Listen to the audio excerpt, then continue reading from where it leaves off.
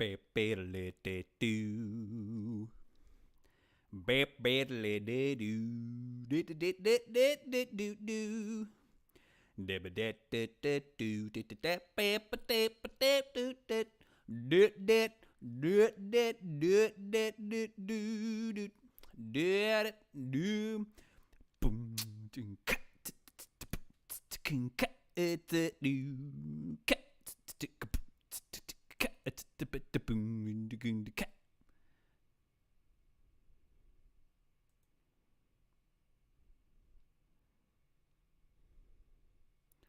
Oh, oh, oh, oh.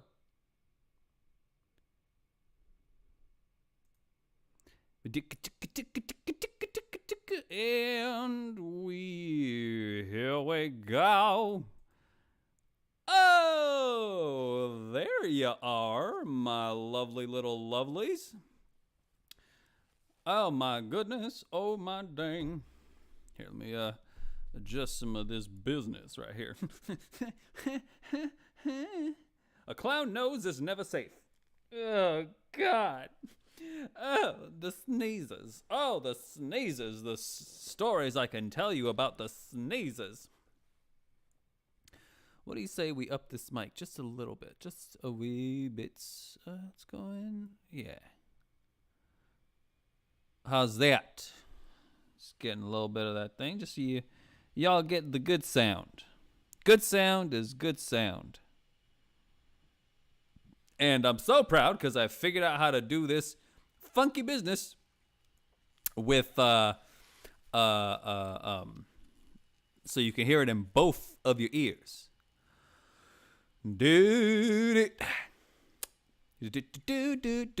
Oh, there she is, my lovely little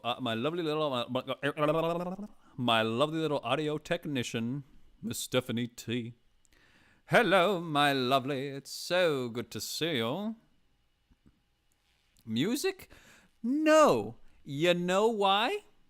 Every time I put music on my streams, I get a little message back saying that, hey, so this music, don't worry, it's flagged and it has a copyright thing, but, don't worry, it won't mean anything right now. But if you want to get this monetized, potentially it will impede the thing. So I haven't found music yet that I can use without having to dispute later. Happens a lot. And the new cam looks so good. Oh, yeah, I was excited to tell everybody about... Hold on. Gotta check. How's the hair? I gotta get my hair. My hair. Oh, my goodness. Oh, my goodness. Oh, my goodness. I'm gonna cry. I'm gonna cry. Oh, my goodness. Yeah. Oh, my goodness. Yeah, how does that look, friends? I got a new cam, so I was testing it up, man. And it's like, so it should be smooth as hairy ass. Hairy ass can be smooth. You know why? Because what if that person with the hairy ass just grooms the best way possible, takes real good care of their ass and their ass hair, conditions both the top head and the bottom, just scrub lubs. But yeah, so I'm not going to go with music today. I'm going to provide you with the music today. I'm going to do that. I'm going to be the one. I'm the only gorilla that can provide music. Oh, shout out to, my man, Troy. Is it Trey Baker? Somebody in chat confirm with me. Cam and sound are so good. I love it. So we should have a stereo sound this time, friends. Little by little, I'm getting a little better at this. And I'm so excited to test out my new webcam because it looks good. It's got the little pixelations right here. You can kind of see it. I don't know if it's just the...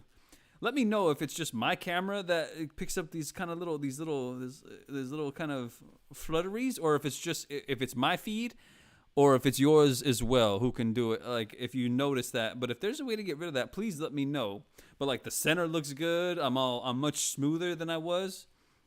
I love my little laptop's computer cam, but just gotta try and give y'all a good visual experience and a good audio experience while I do a little dance, make a little stream, get down tonight. Using the word stream in that context, is a lot worse than just saying make a little love. If I just say make a little stream, that means you're peeing on folk. And you know, she sees no flutters. All right, hey, if there's no flutters, okay. But then again, my lovely partner is slightly blind, so it's okay. But this is good. So we got good sound. We got a good camera. I'm loving it. Ba da ba ba ba. I'm loving it. Don't flag me for that. YouTube's freaking algorithm is gonna be like, oh, that I recognize that jingle. I recognize that jingle, and it means that you need to get arrested and kicked in the balls. Tony Baker, yeah. Anybody out there? I'm over here promoting for people because why not? I know I don't have much of an audience myself, but hey, that doesn't mean I can't promote and let people know what's awesome out there and what's not. So go ahead and look up Tony Baker, friend, and there's he has stand up, but he also has a funny thing where he dubs over like animals. And my favorite one is when he's Gerald the gorilla, and he's hilarious. He's hilarious. So I'm the only gorilla that comes up in here and does music for my stream. Me, look at who you came to see. Oh, amazing. Oh, my goodness, I got dizzy.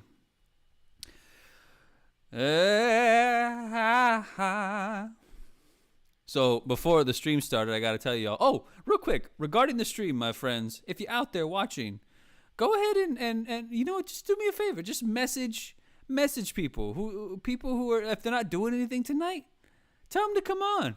Tell them to come on to the stream. Talk to me for a little bit, because this is caca numero 4. Okay, this is caca. I can't even say poopy because that doesn't work with the acronym. But yeah, this is caca number 4. Wow, I have streamed 4 times. Isn't that crazy? 4 times. I'm a little proud of myself. Yep, I'm a little proud of myself, because that's how you get better at what you're doing, friends. So yeah, please send a message, shoot a message out there, friends. Shoot a message to anybody who might be lonely tonight. Maybe anybody who doesn't have any plans, really. Tell them to come check out the stream. Come interact. Let's have a fun conversation. And then maybe the conversation we have spirals into something amazing with other people, and the other people start having conversations of their own. And then that's how we fix the world's problems, is all the conversations start, and then people get so worked up that they just start doing awesome things out into the world. That would be pretty freaking fantastic. That'd be pretty freaking fantastic in my estimation. Let me go ahead and get some of this Idaho whiskey. I gotta be careful. Because the makeup, but also just to make sure I don't drop stuff with my funny clown hands. Oh, that's delicious. Oh my God. Delicious. Let me just fix this right here. Let's get that. Let's get that going. What are we doing? Yeah. Okay. So speaking of Idaho whiskey, before the stream started, my lovely partner and I, we were going nuts singing Tennessee whiskey, hearing people sing Tennessee whiskey. Anybody out there ever heard that song? It's an amazing, amazing song. Tennessee whiskey. Tennessee whiskey. Bottles. What would that be for babies? Carnation whiskey. It can't be. So I didn't take out the actual alcohol.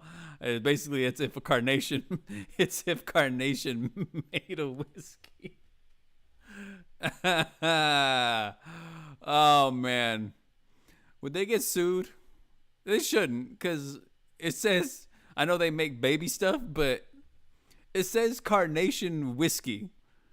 If you see the word whiskey on the thing you're giving to your baby, not the baby's not going to the store and the one drinking like, oh, I got my like, it's you. It's you. You bought carnation whiskey for your baby, and the word whiskey didn't tip you off, no pun intended, as to the business going on in that business. Love it. I love that business. So, yeah. You listen to Tennessee whiskey. It's a whiskey from Tennessee. I said it's Tennessee whiskey. I said it's Tennessee whiskey. You're as high glass of brandy. Oh, brandy is a type of whiskey. Right? Isn't brandy a type of whiskey? Oh, it's Tennessee. Tennessee whiskey. It's whiskey made in Tennessee. I said it's Tennessee whiskey. Oh, whiskey. Risky. It's risky to put carnation whiskey into carnations in the whiskey. Too many drunken babies. Bunch of drunk babies.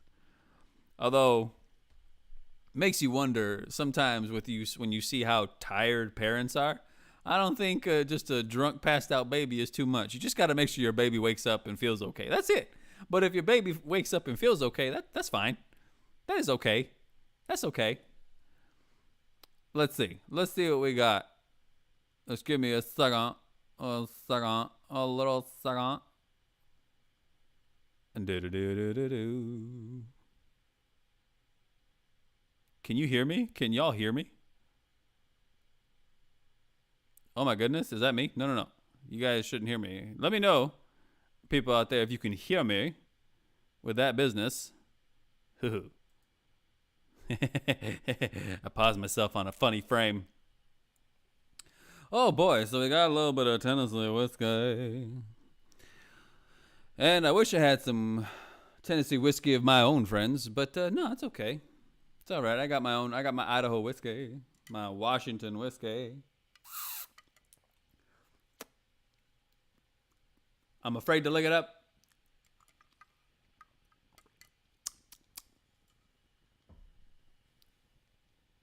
Ho, ho, ho, ho, ho, ho. Damn it. She said, yes, we can hear you. Well, thank you, Stephanie T. Well, thank you. I appreciate it. I appreciate it. Let me know. Oh, my goodness. These gloves are going to need to go to wash after this. Oh, boy. Oh, boy. Getting pizza instead. Heck yeah. Let's get some pizza. So,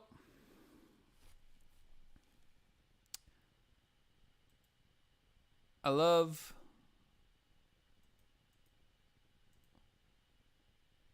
watching films, my friends. I love films.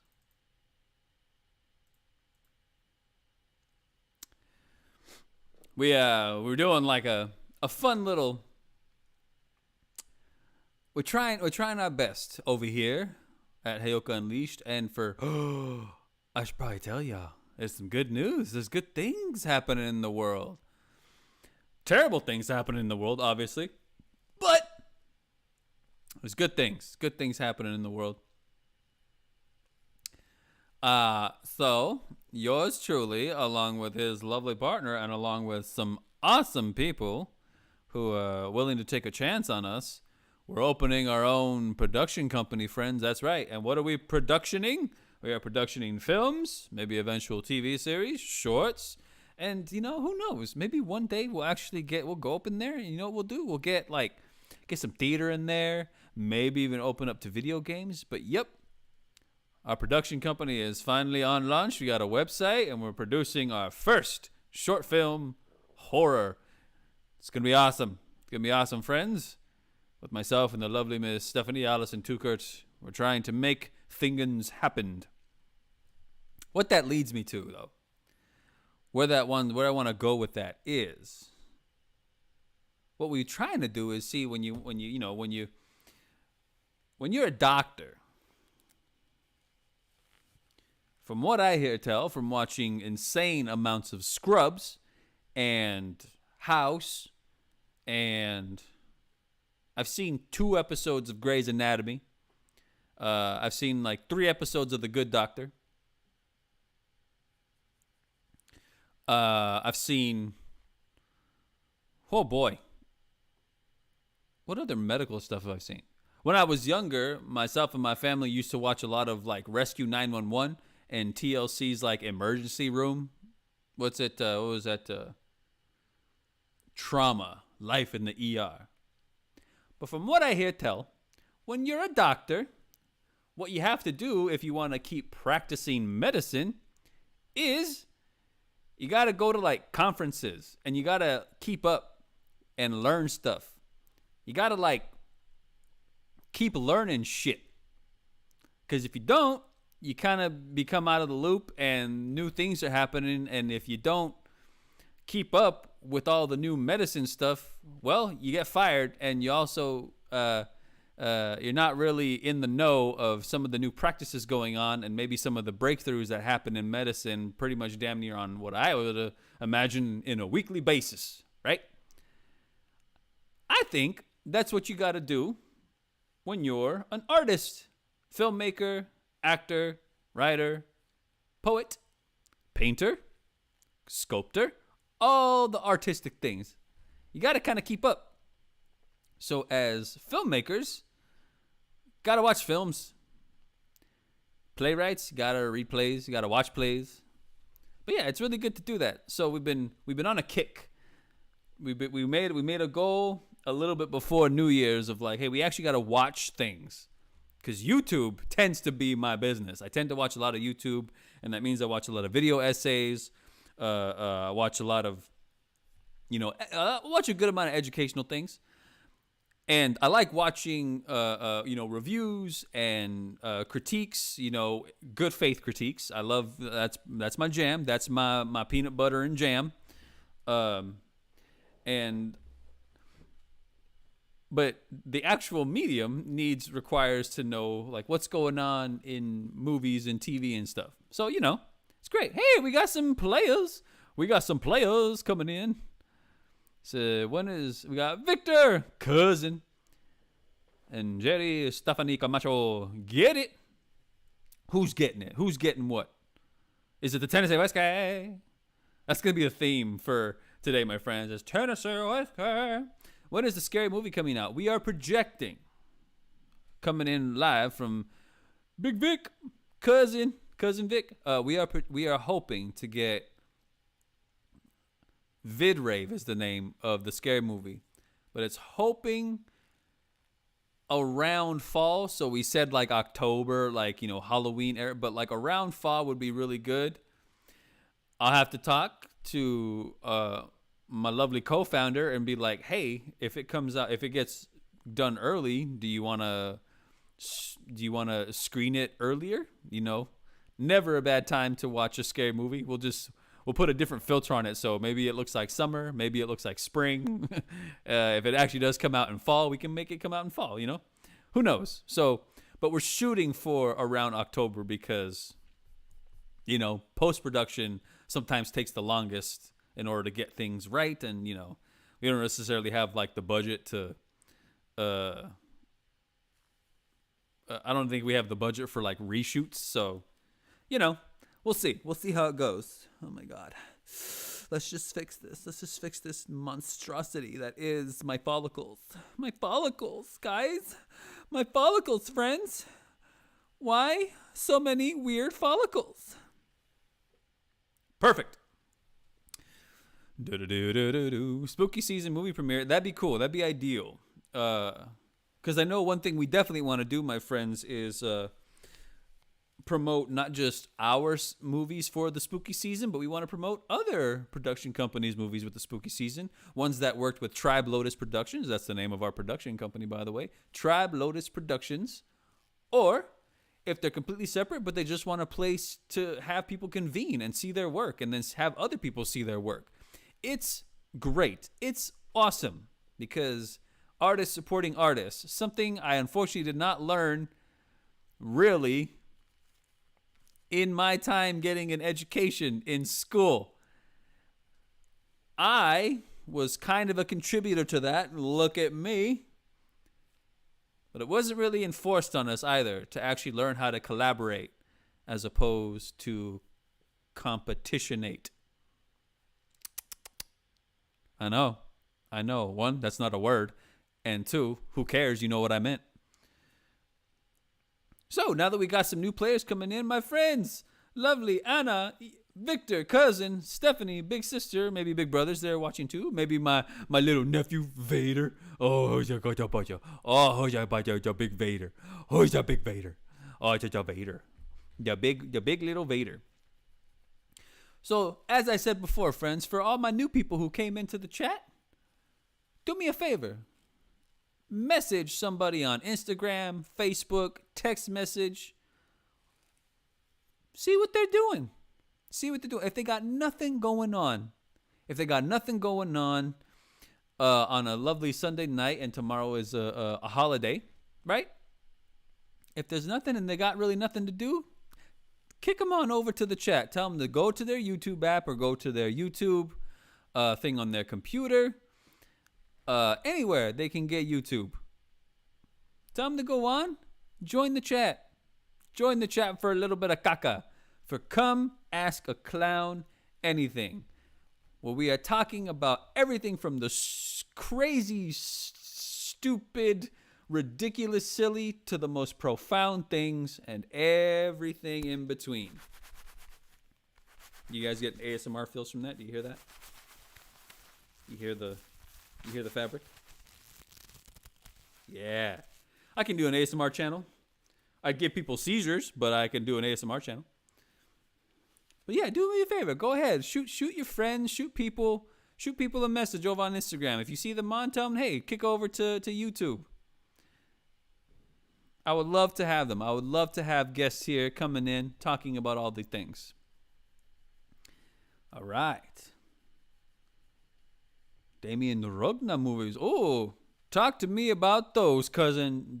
Damian Rogna movies. All right, Damian Rogna. What? That name sounds absolutely familiar. Ana Gonzalez asked, do I have a favorite season? Yes. Season 3 of Avatar The Last Airbender is probably one of my favorite seasons. Avatar The Last Airbender, just what a great season. Anybody else get the joke? I'm just over here drinking my Idaho whiskey. What other states have 3 syllables? Not California, not Texas. No, Nevada whiskey. Nevada, like that one Nevada does, but the inflections don't work. Nevada. If it was pronounced Nevada, it would sound really good. Nevada whiskey. Nevada whiskey. Oh, and but okay, so to be serious for Queen Mama, my favorite season would probably be fall. Principally because, and it might go a little bit into spring too, but you know what I also say, and I'm pretty sure this is one of the most worldly things I can say. Favorite seasons, I think, depend on where you're from. Because I'm pretty sure if you go to somewhere like somewhere in the equator part of Africa, and you're like, what's your favorite season? They're like, we get summer all the time. It's hot and it's terrible. Like nobody's gonna want summer. But here in lovely Southern California, our winter acts like everybody else's spring, right? So I would say either the mix of spring, because it's still not hot yet, most places, or fall, because what you have is what I think is the perfect balance of that. Right there, that. No, what you have is a perfect balance of a warm, beautiful, embracing sun, and you have cold, cool, just a lovely, lovely just massage of cold air. And that is just like ideal because you can still be warmed by the sun, but you can still have a nice light to medium kind of jacket, and it's still fresh. So you can go places as long as you kind of bundle up. So and everything with that type of weather is really accessible. Do you know what I mean? It's just right. It's the Goldilocks principle. It's the perfect balance in my experience. So yeah, that would probably be like anywhere is that something where spring and fall kind of really go to the things to where it's not the extremes. It's the middle grounds. October would be the ideal given the genre of film. Yeah, it's true. It's true. But hey, maybe I just get too excited with showing everybody the work that we put in. And I know once we get wrapped with that one and it's good to go, I have like two more. I have like one more short and a feature length film ready to rock and roll some way, somehow. So let's do it. Hi, Uncle Bubba. It's Gisele. Hi, Gisele. Madison Studios.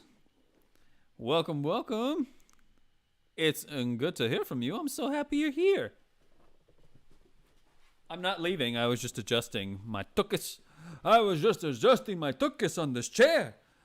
What, are you kidding me? When Evil Lurks was his last movie. Oh, yes, I heard about that one. Although I heard a lot of animals die in that movie, which is terrible. I can see people getting just massacred all day. Massacred, crazy all day. When it happens to animals, that's tough. But I heard it was an astonishing film, so that one is definitely on my list. I heard Where Evil Lurks is a great one. What was the last scary movie that we saw? We did watch a scary one recently. Washington, New Jersey. New Jersey whiskey, New Jersey whiskey that's a hard one to put into the meter. New Jersey whiskey. You're as wild as New Jersey whiskey.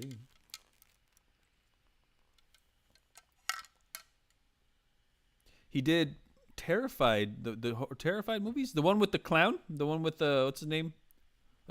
Frederick the clown. Frederick. Can you imagine if that's what that man's name was? This is Frederick the clown. Oh yeah. The weather down at Santa Monica Day was yes. We were at a lovely place. Right there by the Santa Monica Pier, with my wow. Sorry, I got distracted. We were at a lovely place in Santa Monica Pier with my lovely sister-in-law and like sister-in-law, like to the second degree technically. It's kind of funny. Lovely sister-in-law and my little niece and Allison's little niece went to a lovely little place for the kids, like a little museum, right there by Santa Monica, right by the beach, and it was lovely. It was a very lovely little time, and got to climb around with all the little ones. Totally agree. Yeah, I guess the menu. Oh, the menu being a spooky movie. Yeah, the menu could be, I guess, considered kind of a scary movie, like suspense thriller, dark comedy. Definitely some dark comedic aspects to it. Madison Studios asks, "What are your thoughts about Trolls?" Oh, I love this Trolls. I got this feeling inside my bones. I don't want to keep on singing 'cause I'll get cut off. Copyright claimed.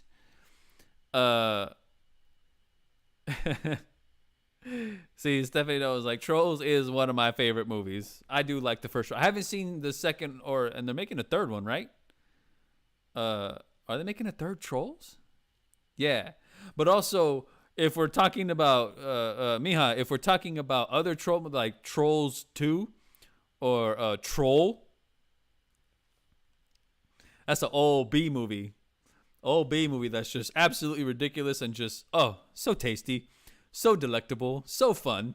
B movies are so good to watch when you're just having a time. Uh,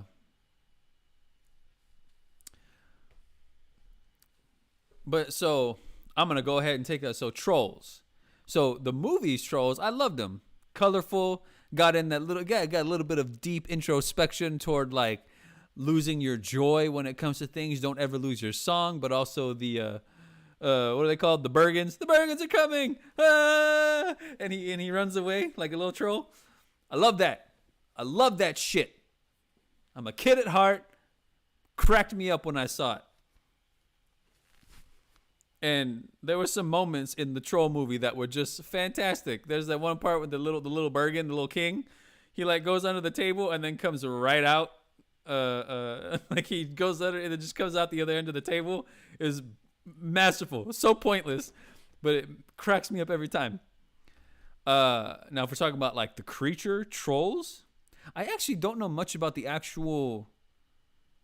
I don't know much about the creature trolls because if I'm not mistaken, trolls are just like I think just like witches and vampires and gargoyles. There's like different kinds of trolls that kind of go akin to a specific type of culture and stuff like that. So I think it depends. I think it depends on what type of trolls you're talking about. Now, and there's another meaning for the word trolls, and that's people who like to be weird online, who just like to say crap. What I think about trolls, honestly, is well, some parts they're pretty entertaining. Other parts it's kind of sad because apparently that's how they just nitpick at people and society and things. And I don't know, maybe they contribute something to the world, maybe they don't. It's the give and take of social media and online interactions and all that business. Hey, so that's what I thought. That's my thought about trolls. So if that's like, is that so? Did I cover your meaning, Madison Studios, Gisele Belli? Those types of trolls. I guess that's another word for online bullies, right? Online bullies being dumb. Yeah. So anybody out there, friends, so go ahead and throw it in the chat. What do you think about bullies? It's another word for it's just bullies, but then it's online. I'm gonna throw that out there. What do you think about online bullies, or just bullies in general? I think the last horror movie we watched was Talk to Me, possibly, but then no, because then we also saw that day we saw The Boogeyman, the new one based on the Stephen King one. Oh my goodness, let me see. Is that the last one we watched? We hadn't watched a horror movie. I was like, and I know she made a list because we just wanted to have a list of things like, we've seen that, definitely.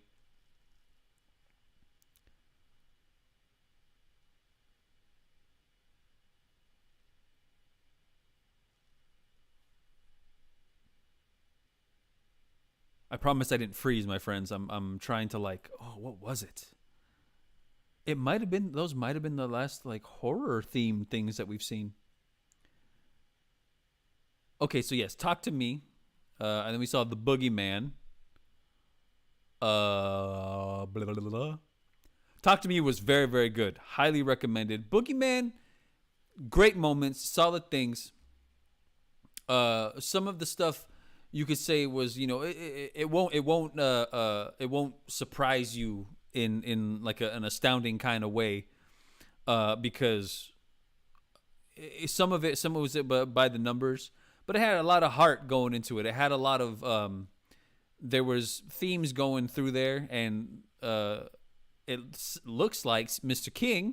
Stefanovich King took like the creature, like a literal creature route with the thing that represented something, which is absolutely cool. He's Stephen King. He's one of the undisputed masters, definitely. But Talk to Me was very good. So Terrifies is not the clown. Oh, I'm thinking Terrifier. Excuse me, my mistake. I should be a savant at this, but sometimes these things go weird. We have a Trina Martinez 74 coming in. Oh, hi Trina, my sister. My sister, I got two sisters coming in. Terrified. Okay, but good residency with paranormal problem. Residence. All right. All right. I'm never apt to a good horror movie because you know horror needs friends. Horror for the longest time, especially from the half dozen or so documentaries I've come across and just try to learn a little bit of things here and there. Horror is usually at its best when it's commenting on something, usually society and how jacked it is, and not ripped like not like an aesthetic Gerard Butler 300. Like no, just jacked, like stupid, stupid. How stupid the world and people and all of us can be. Talk to Me, Stuck With Me, hardcore. Yeah, I recommend if you like horror, friends, Talk to Me is a great one. And it takes a lot of weird turns. Weird turns if you like the horror movies. Stephanie T says, bullies are butts. Yes, just butts. That was a beautiful, beautiful G-rated Disney way to put that. Lovely Stephanie T. Bullies are butts. And bullies suck and they are in pain, so everyone has to feel just as bad as they do in their miserable, sucky life. I mean, yeah. The old saying is, hurt people, drink Tennessee whiskey. No, I'm just kidding. The saying is, hurt people, hurt people. I think I first heard that on an episode of, I don't know, Regis and Kelly or something like that. But yeah, hurt people, hurt people. And yeah, so that tends to be the way. You do gotta show them some compassion, but also sometimes you Mr. Miyagi that shit and be like, no, cut that stuff out. We're gonna help you get through this, but you can't mess with people the way you've been messing with people. That ain't cool. That ain't cool. That ain't cool. Since we have some newcomers in, friends, hello. What we're doing here, just hey. If you got some people out there, you got some friends not doing anything, go on Instagram. See who's on. Tell them, hey, you bored? You want something to do? You want to have some fun? Go on YouTube. Go on YouTube, type in Heyoka Unleashed. And you're going to see a little thing. It says that I'm live. A little red circle around my icon. Just tell them to come into the chat for a little bit. Even if it's just for 5 minutes. Message them, friends. I will keep them company. And we can talk about pretty much anything because I'm as open as a book as insert joke here of a book that has absolutely no spine. And I guess that means I'm a coward, huh? Like if she was like, what kind of seasons do you have? I'm like, I don't know about seasons. What are you talking about seasons? I don't want to talk about seasons. Let's talk about the mail. Yeah, anybody seen any good postage stamps? Yeah, do you like stamps? I like stamps. Stamps? No. But yeah. This is what we do. This is what we talk about. So with all that, my 9-hour explanation, we were watching a lot of things. All right? And we watched, one of the movies we watched on a fun sort of movie day was the Barbie movie. Yay, the Barbie movie. Now, I have heard reasonable critiques and criticisms about the Barbie movie. I have heard praise about the Barbie movie. And I have heard some wild ass, I couldn't even call them critiques or anything. It's just hateful things about the Barbie movie. And hardcore misunderstandings. And let me tell you, when I talk to people who have reasonable critiques and who come at it of like, hey, this is how it made me feel, absolutely okay. I love that. You know why? Because art is supposed to hit everyone different because it's like,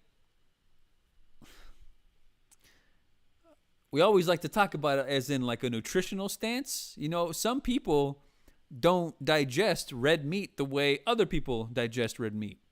Some people don't digest Brussels sprouts the way some other people digest Brussels sprouts. It's the same thing with art. Your experiences, your sensibilities, your sort of worldview, your life, the specific point in your life, a moment in your life. If you watched a particular kind of movie on one day, and then it could change the trajectory of how you see that film versus if you went sort of back in time in a way and saw the movie either like the next day or maybe the week before or the week after or something like that. It just sometimes a movie or a piece of music or a painting, something, a TV show, something catches you on the right day. Completely shifts your mind on how you see these things. It's crazy. It's insane how much that happens to you. So when we were watching we got some, sorry, sometimes my thing doesn't go on. Bowling or roller skating? Funny you should ask, because I'm pretty sure there's both in the Barbie movie. There's definitely roller skating because Ken has his, like bright yellow and bright yellow base and pink pink wheeled roller skates. He's like, I literally never go anywhere without them. Amazing. Freaking amazing. To Anna Gonzalez for bowling or roller skating, I would say both, except I never roller skated. I only ever roller bladed. I don't know if I ever roller skated, honestly. Maybe once when I was really little. Cousins, sisters, remind me. I think we went to a roller rink and they had skates.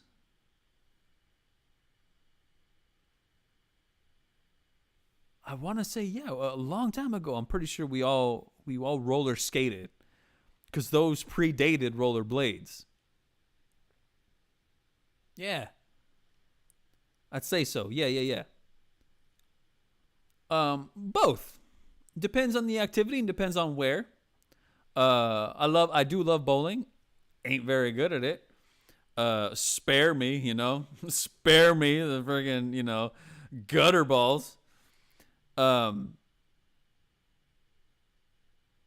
rollerblading, that was more my jam, especially. Because I remember I never could skateboard. I don't know why I have a problem where my feet are sedentary on a single thing versus the freedom to go back and forth. I think the good Lord just had me need to use 2 feet instead of just, on a single board. I can ski pretty okay, and I can't snowboard worth a damn. Yeah. So, yeah, I would say that. Throw that in the chat. Yes, and bullies do suck. They suck. It's not their fault, necessarily, at least from every hair tell that I've ever heard from the bullies that I've dealt with. And I gotta say, friends, with absolutely no amount of pride, I've been the bully. And it ain't cool. I've been bullied. I have been the bully. Not proud of it. And yeah, it's usually because of some kind of inferiority complex or pain or just a really, really don't know. I'm sure the answers are vast when it comes to stuff like that. Sometimes it just takes a good mentor or parent figure or something to just knock that right out of you. That's what was done to me. And nah, bullying. Don't like it. Speaking of bullies, the Barbie movie.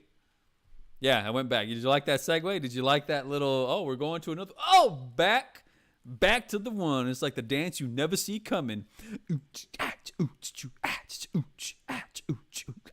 Barbie movie. Honestly, my friends, great movie. Great movie, the Barbie movie. What I don't like, and this is something that I gotta say, perspectives matter a lot in movies too. Perspectives matter a lot in stories. You know why? Because, just like I stated before, you got somebody looking at something over here versus looking at something over there. How the Barbie movie would affect someone like me, a cis, hetero, clown, makeup up, goofy ass person known as Dimitri, is going to affect my cis female partner much different than me. You know why? Because I don't have the same experiences as she does. Same thing as like she doesn't have the same experience with, say, a woman of color, a woman who's older, a girl who's younger. All kinds of crazy, right? But we had a discussion about Barbie. And I gotta say, one of the craziest things I heard about the Barbie movie is that it completely takes a poo-poo on men. Completely just takes a pootity-poo, a giant shit on men. Got a newcomer, Oscar Tostado. Oh, we got the family here, friends, and I freaking love it. Hey, boss. That's love right there, friends. That's love. I got the family. I got the family coming in. That's going through an existential crisis. Yep. You just came into the deep stuff. Mr. Oscar. Cis female partner going through it. We're talking about how the Barbie movie was crazy. So this movie apparently just took a giant set of dumplings on men. Now, in reasonable context, I gotta say, I completely understand. I kind of got that vibe the first time I watched it. I was like, the men are really, really silly in this movie. But what you gotta understand is clearly we are not. I repeat, that movie, we are not set in the actual real world. We are in like the Barbie world and we are in the Mattel real world. It's kind of like a satire. Complete commentary. And I've noticed people really started like undercutting it and taking away the actual depth of the movie. They started undercutting it to just being this like shallow cookie cutter, like non-based thing. Very like, what do I want to say?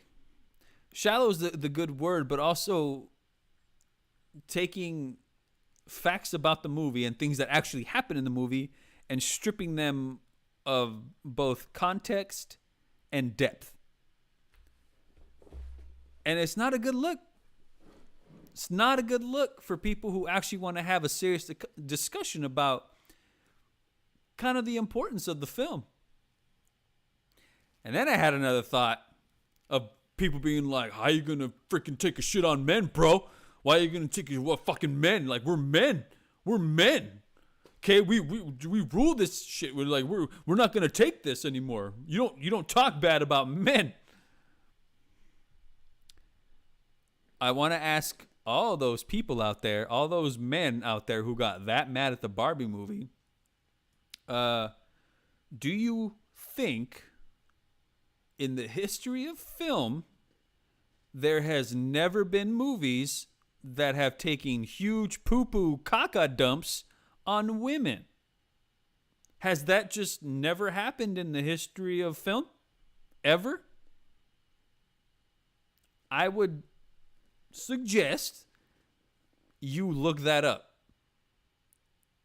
and get a groundwork for how women were portrayed for the longest time in a huge part of cinema, especially in American cinema.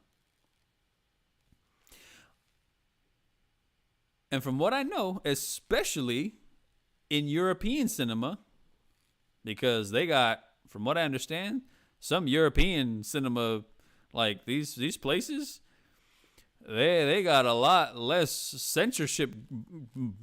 They got a lot less censorship guidelines and boundaries than America does. Just asking the question.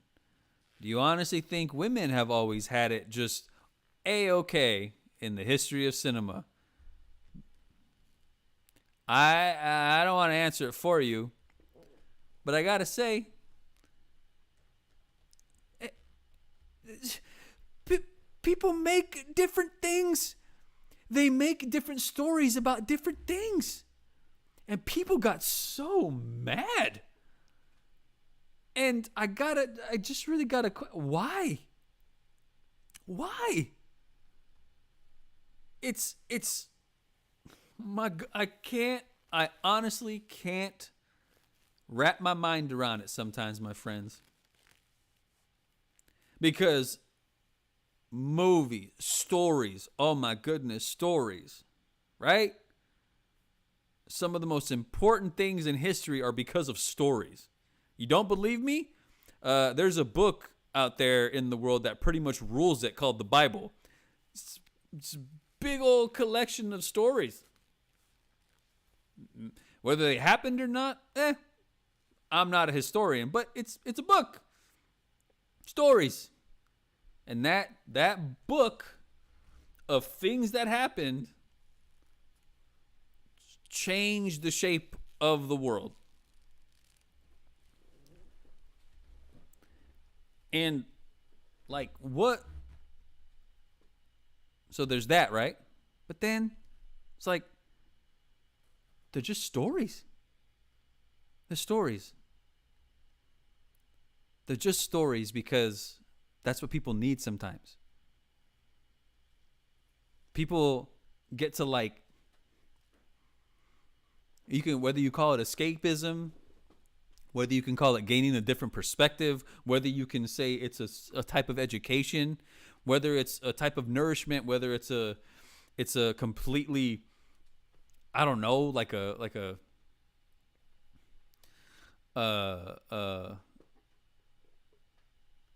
refresher that goes along with escapism, right? But like sometimes it's invigorating, it's inspirational, it can be depressing. I don't know if you like. There's a movie out right now.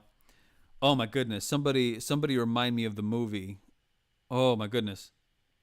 I mean, there's so many. Like I still haven't watched Killers of the Flower Moon, and I definitely want to, but also a huge part of me doesn't, because I know I might just get pissed, real pissed off, and not because of like not the same reason of like I'm gonna take this movie completely off and just get mad at what, but like, you know, you see stuff, and if you see it and things, you get angry at the context, not because of what it means, but because of what's actually happening. There's a difference.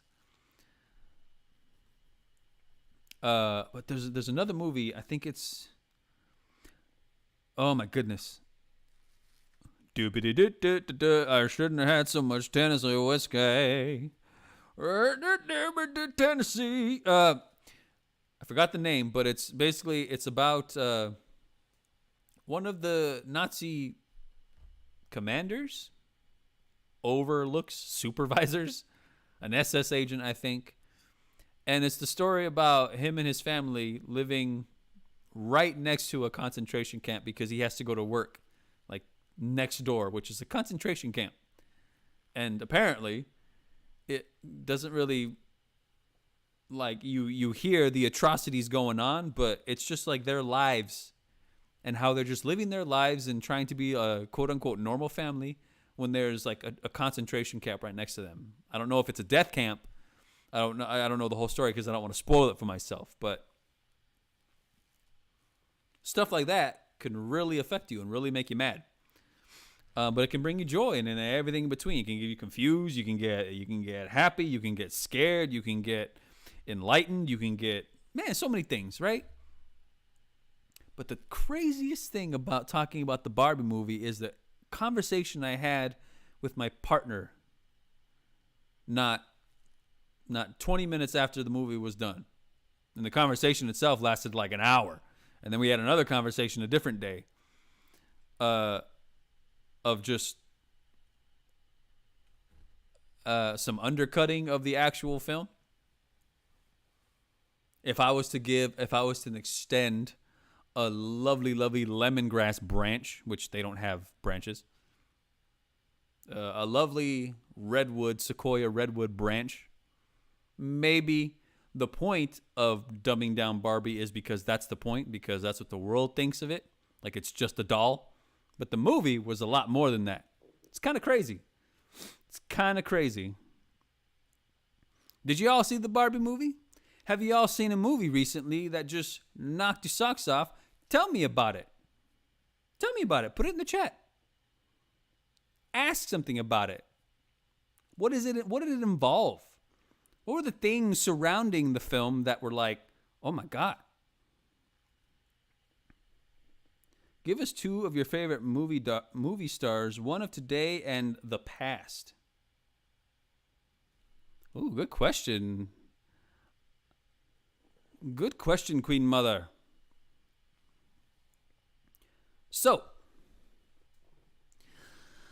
For a little bit into the middle of my college years, and definitely after, because I was trying to wrap my head around this person and everything that manifested from his career and his work until things, because he directly affected my particular choice of my particular field of career.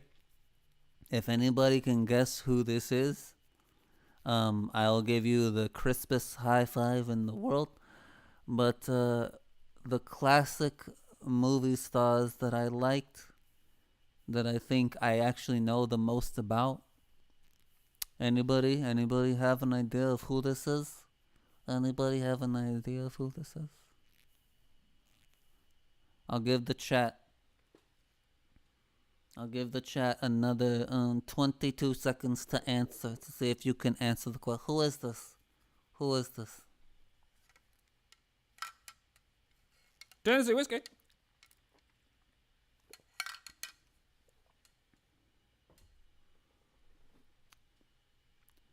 Has it been 22 seconds yet? Has it been 22 seconds? No? Anyone? This. Haha. Oh, just in time. Cousin for the win. This is Mr. Marlon Brando. For anyone out there who doesn't know who Marlon Brando is, you probably know him as the Godfather. I'm going to make him an offer he can't refuse. Or you would know him like, I could have been a contender. You don't understand. I could have had class. I could have been somebody. Or you would know him as, hey, Stella! Stella! He didn't. I would have, man, he would have shot in like nobody would surpass him ever if he just went, Stella!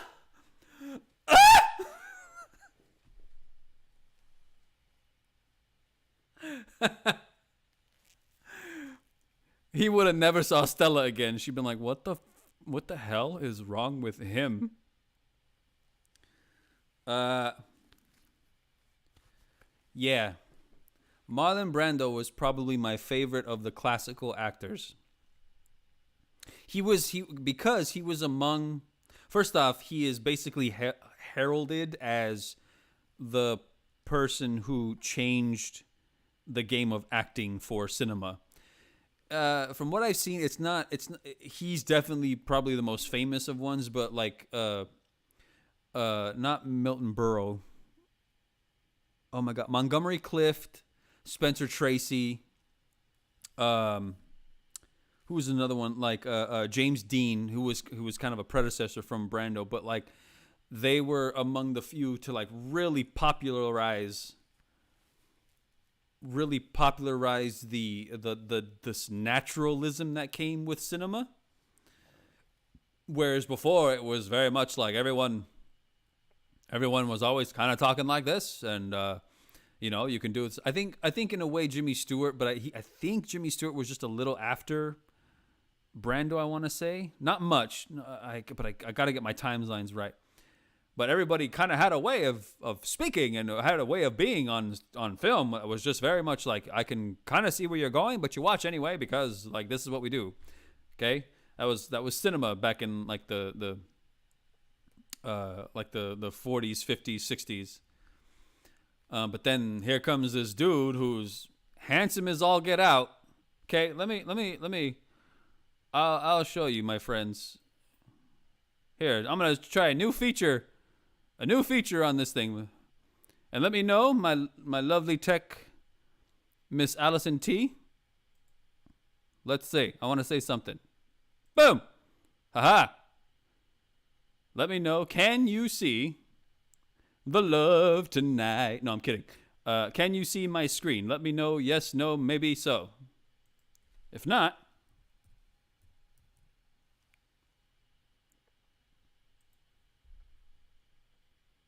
haha. Okay. Can you guys see my screen? Boom.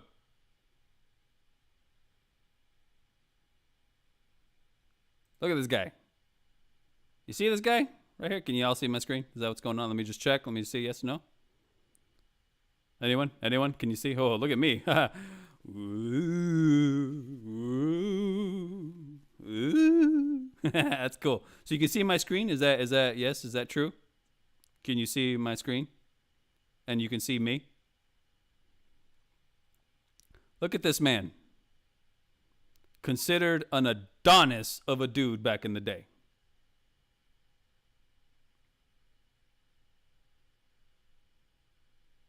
Couldn't tell you why I was completely obsessed with him. Actually, no, I can definitely tell you why. Because apparently he changed the game. And I wanted to know how he changed the game. So I became obsessed and trying to learn how to change. Because like I was like, I want to change the game. I want to change the game too. It's not so simple. So that long ass explanation from Miss Anna Gonzalez is, so that's my classical one. Now, if we go to my current, I have a pretty hard tie. I have a pretty hard tie for my current favorite movie stars, I guess you could say.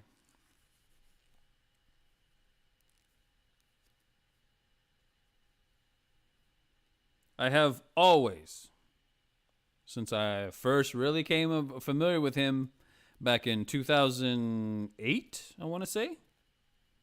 Because I'm pretty sure that's when he really came into America.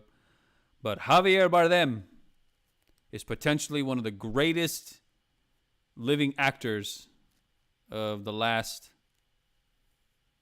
ever. I love Javier Bardem.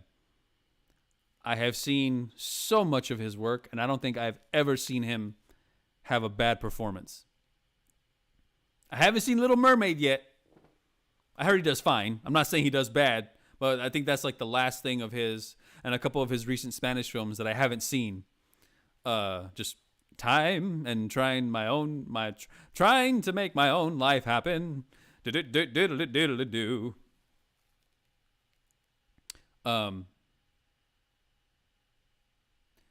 Javier Bardem has always been like a complete favorite of mine. And the tie, and I will say it's probably even more so because, man, another person I tried to emulate so hard and just wrap my mind around his skill. People who know me will know my answer to this, but the late, great, amazing, phenomenal Philip Seymour Hoffman.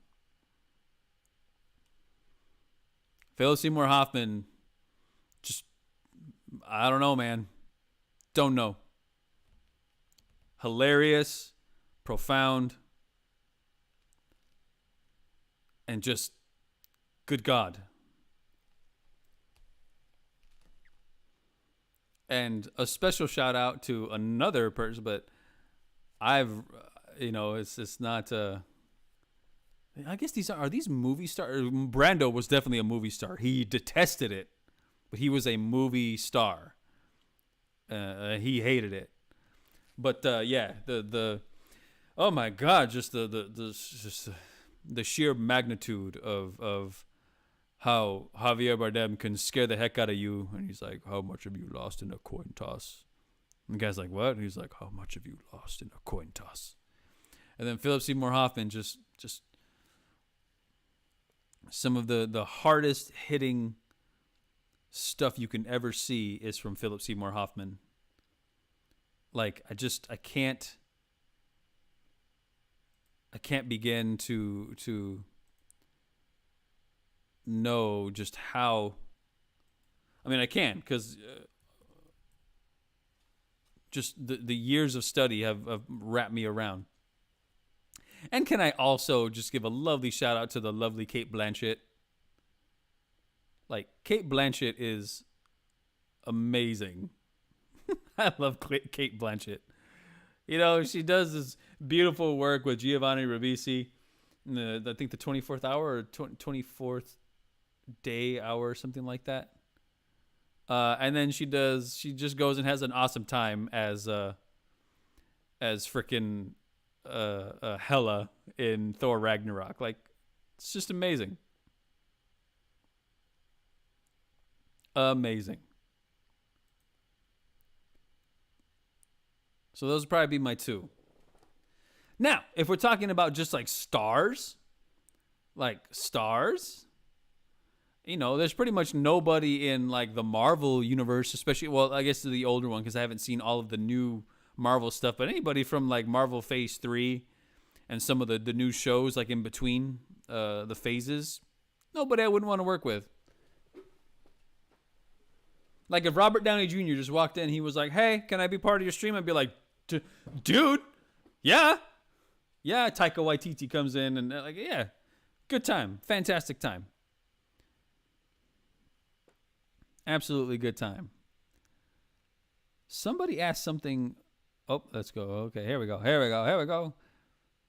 Jerry Stephanie Camacho says, "I haven't seen it, so I cannot comment on the Barbie movie." No problem. Watch it. Honestly, I recommend the Barbie movie because at the very least you will be entertained. At the very least. Because it is driven by some awesome performances. Awesome performances. From pretty much everybody. Everybody involved gives a great. And if theme isn't your thing, for any, not even just for Jerry Stephanie, but anybody out there, if theme isn't your thing, like the set design, performances, and the practical sets that they use to build Barbie World and everything, incredible. The last movie you saw was Insidious: The Red Door. Oh, let me know how Insidious was. I would love to hear about Insidious because I do like Insidious. Do I like them more than The Conjurings? Maybe around the same. The Conjuring had some good. Conjuring 2. I like what they were doing. Some of the stuff with The Conjuring 2, because that's when we got introduced to the nun. But Insidious, yeah, there was some through lines that went through. Like the first 3 were pretty good. It's around the same. But yeah, let me know how Insidious: The Red Door was. And then I got asked, Bakers or In-N-Out? Oh, shit. You know what I want to say? I want to say, the margin is here. Here, you check out my new camera. The margin is this close. You see that space between my index and middle finger? Right there? That's a butt crack. No, I'm kidding. That is the margin of like differentiation between Bakers and In-N-Out because I love them both. But I'm up here is Bakers because there's more to choose from. Like I got no problem. Bakers, In-N-Out burger joint. You got some boigish? That's all you got is some boigish. I love it. Boigish, right? Boigish. That's what you go. You go to In-N-Out, you get some burgers, you get that special menu. You know, you slather on all the Thousand Island dressing and fried onions and animal style and freaking buckwheat and and Cocoa Pebbles that come with the freaking secret menu and In-N-Out. Freaking fantastic, right? Great. Baker's, you got a little bit more variety. You get all the burgers, but you can get some quesadillas, you can get some burritos, you get some monster burritos. They got their menu based on a family dynamic, so you can get a baby meal, a mama meal, a papa meal. They should have like a grandpapa meal, a third aunt cousin meal, like, twice removed step sibling meal. That'd be amazing. That'd be great.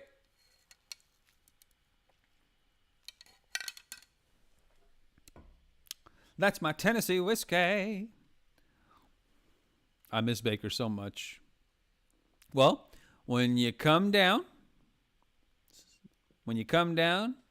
Jerry, Stephanie Camacho, Baker's all day. Baker's all the live long day. I like how my chat turned into just a lovely just thing about Baker's and a little bit of my things. Now, I will put this in the chat. So anybody out here who's had Baker's, who has the better shake? Baker's or In-N-Out? That's for y'all. If anybody's still out there. So who we got? We got 5 viewers in the chat. 1, 2, 3, 4. If you got people out there, like I said, throw it into the chat, friends. Tell people to come into the chat. 5 minutes, 10 minutes. Answer the questions. We'll have a lot of fun. We'll get into some nitty gritty and we'll get into some silly. I like it. Sweet. You could see the thing and you could see my screen. Yeah, I was always trying to try the interactions main page. See, that's like the interactions. Like you can see my screen. I can screen share. And then basically just like me. So that's fun. You need some Bakers now. Victor Tostado says, best line in Godfather is, I have a sentimental weakness for my children, and I spoil them, as you can see. They talk when they should listen. Hey, all the parents out there, to not doggy babies, because dogs don't talk. At least they communicate, but they don't necessarily talk. Unless you got like a vocal dog, but it's not, I don't know, it's like I've seen dogs do that, which is great. But for all my parents out there who have human babies, let me know if that is just completely apt for humans. When he says, I have a sentimental weakness for my children, and I spoil them, as you can see. They talk when they should listen. Is that how it goes? Is that the way, my friends? Is that the way of the child? How it goes with parents sometimes? Let me know. It's a good line. Got to get my partner to come see The Godfather. It's on the list. It's definitely on the list. It's probably one of the next things we're going to watch, actually, because she's never seen it. And I haven't seen the first Godfather in a very long time. I saw The Godfather 2 once a long time ago. Never seen the third Godfather. So I gotta round out the trilogy somehow. Let's see. Let's go down. Did you see, Ana Gonzalez asked, did you see Nefarious? Nefarious? No, I did not see Nefarious. What's Nefarious about? Talk to me about Nefarious, or maybe I can like look it up. Let's see. I can look it up on my new screen saving thing. Hold on. I know there's got to be a way to transition with that better. Let's Google Nefarious 2023 film. Nefarious is about a psychiatrist named Dr. James Martin by Jordan Belfi taking a case of a serial killer named Edward, Sean Patrick Flannery. Oh, hey, Sean Patrick Flannery. Fantastic in Powder. He was freaking fantastic in, The Boondock Saints. And Shepherds Will Be. We're trying to be civil here. In his prison, his job is to know whether if he is mentally stable or not for execution. Edward claims that he has a demon inside of him named Nefarious. Oh. I think I've seen the trailer for this. I just forgot. I didn't know it was called Nefarious. I remember seeing, because I saw Sean Patrick Flannery right there. I saw him, and yeah, I do like I like Sean Patrick Flannery a lot. For those of you who don't know him, that's I think it's probably one of the most famous like is Powder. I think is what like really Powder was really good, but he was in the Boondock Saints, and he was also for those of you who like Dexter. He was in I think he was in the last season of the original Dexter show. But wow, I'm surprised, Queen Mother. Did you see Nefarious? If you saw Nefarious, then we have broken new ground, friends. We have broken new ground. Never would have thought my mom would see a movie that features someone who was saying they're possessed by a demon. If you did, I'm very proud of you, Mother. I'm very, very proud of you. Because who says you can't enjoy... oh boy, not the light, not the light. Who says you can't enjoy beauty and crazy stories about demons getting exercised over at a Planet Fitness or something like that? Yeah. I like it. I like it a lot.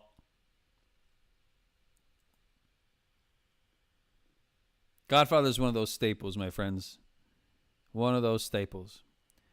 But yes, I'm always down for a good possession / psychological horror movie thing. That's one thing I think I think it's one of the Conjuring movies. Right? Yes. We saw it. The Devil Made Me Do It. I think it's like the Conjuring the Devil Made Me Do It. Hey, the devil, he made me do it.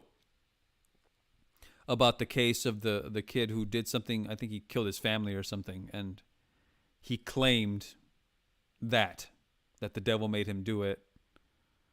So they actually, because of crazy sightings, like for the sake of the story, like there were some crazy happenings because there's no way he could have committed these crimes because he was in jail. So some crazy, demonic paranormal stuff has been happening. So they investigated. It wasn't so much a horror so much as like an actual. It's crazy. It was like an actual investigation, sort of crime drama of The Conjuring. It was interesting. I wasn't mad at it whatsoever. I was like, they took a different turn with this, and I appreciate that. I absolutely appreciate that.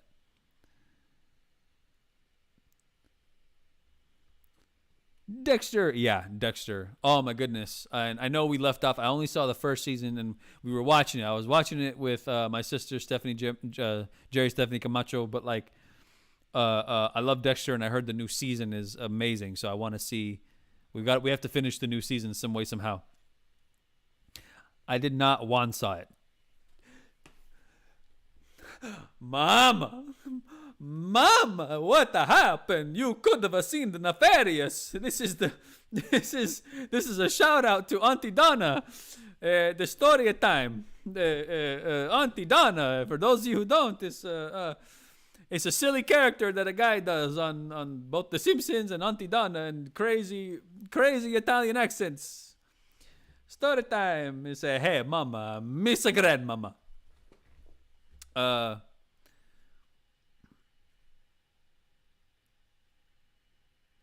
Sometimes the text, I can't see the stuff.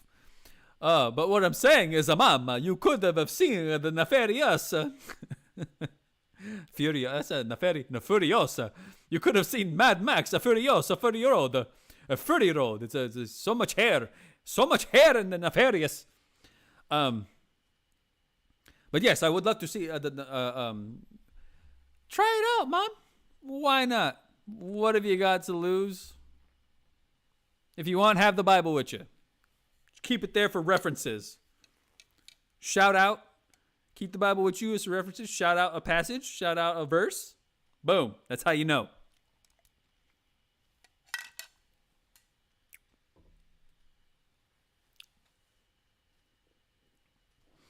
So that was one of the things, my friends. Go ahead and throw on some things. Also, that whole thing about the man stuff, if you guys remember from what we were talking about earlier, some people were saying the same thing about the new the Wakanda Forever. They were saying that movie just poopy pooed on men. And then I'm like, well, my friends, did you see the movie? Because if you watch the movie, for one, yes, sure, he's the antagonist, but the antagonist is a pretty badass man, and he's like in charge of a nation, and he's like an emperor, and he's super powerful. He's pretty awesome. Second, the reason our main character gets a second win and a new perspective on life is because of her friend, who is a big, hulking, sexy chocolate skinned black man named M'Baku. It's a sexy man. He's an awesome man. Namor, awesome man. But like, it didn't do that. There was no erasure. It's because the poor guy. It's because our lovely Mr. Bozeman passed. And from what I hear tell, my friends, please, anybody out there, let me know. But from what I hear tell, poor Shuri, Letitia Wright, from what if I've got her name correct, Letitia Wright was like, no, I don't think she wanted the responsibility to carry the franchise like that. I'm pretty sure it was in the books to like be Shuri and have her brother's back and be like, a good supporting person for, the mantle and the character of T'Challa and the Black Panther, and then it fell on her. Granted, there are comics that where Shuri does become she takes on the mantle of the Black Panther. It's great. I've never read them, but the fact that she does, like, great. Whether they're good or bad, I have no take or interest in that. But like the claim, what I'm saying is the claim that it takes away from like the men in that film.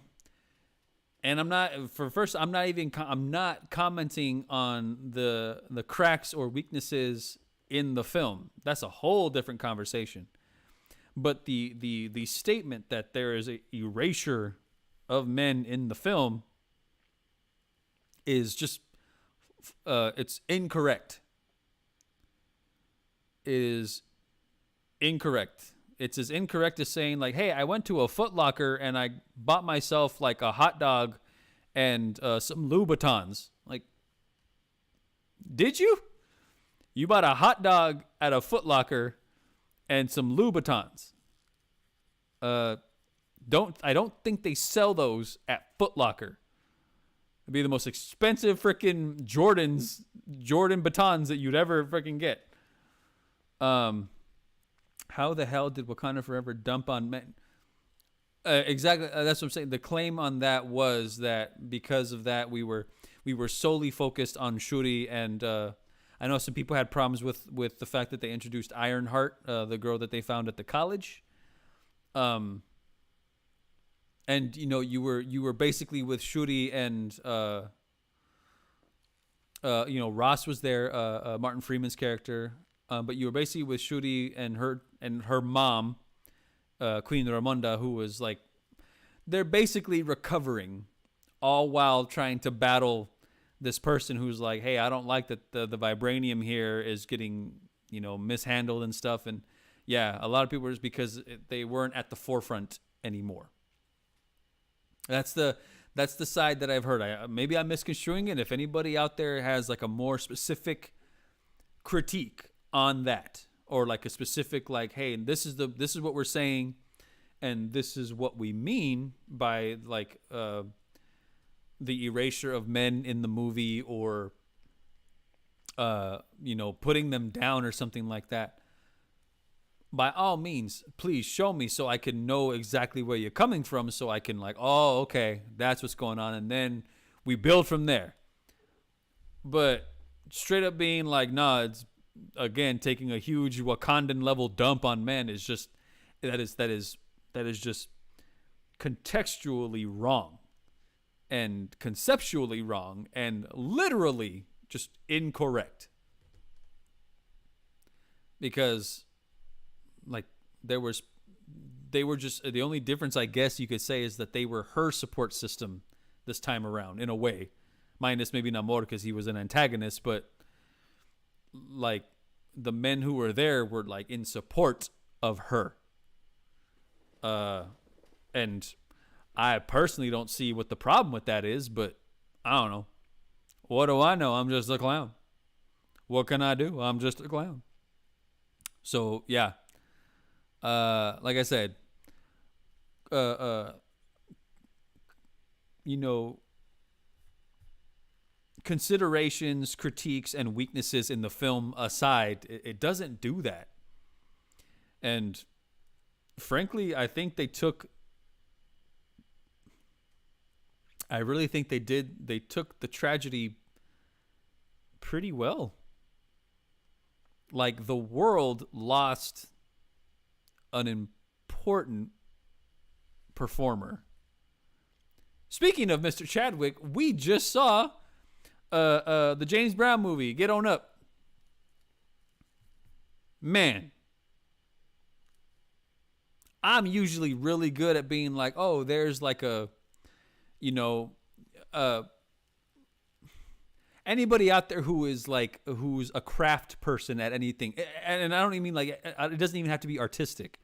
If Oscar Tostalo's still there, if Victor's, all my family, anybody out there, if you have been doing a thing for a while, when you see other people doing a thing, you can kind of pick out like, oh, you can pick out things like, oh, that works.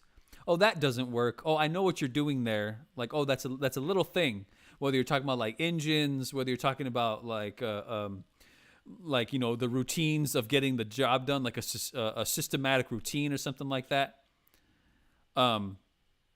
You start to get like a little wise to how people do things, and then you go like, oh, okay, I see what you're doing there. Maybe you can chew this way. It's the same thing with actors. Actors can usually tell on other actors like, oh, I see a little nitpicky thing there, or I see a little, oh, there's a little bit of there's a little bit of Chadwick in that mannerism, it's little nuances, little details that you could just kind of, you can pick at a little bit, right?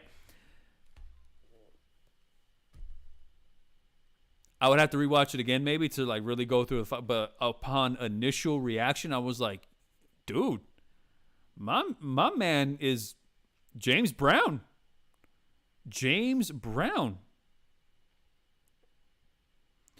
I know. I know. Like one of the things, like of course, he wasn't gonna be able to sing like the Godfather of Soul. That's the whole thing. But he was moving around really good, and dang, the world needed something from him, and he did his best, and he gave, and that was tragic. And Marvel had to I'm pretty sure Marvel had to scramble to get him to like try to be like, well, what are we gonna do now? We had this whole plan, man. It's a shame. It's a real shame. He was a gift. But I gotta really give it to everybody who stepped up. I gotta give it to everybody who stepped up.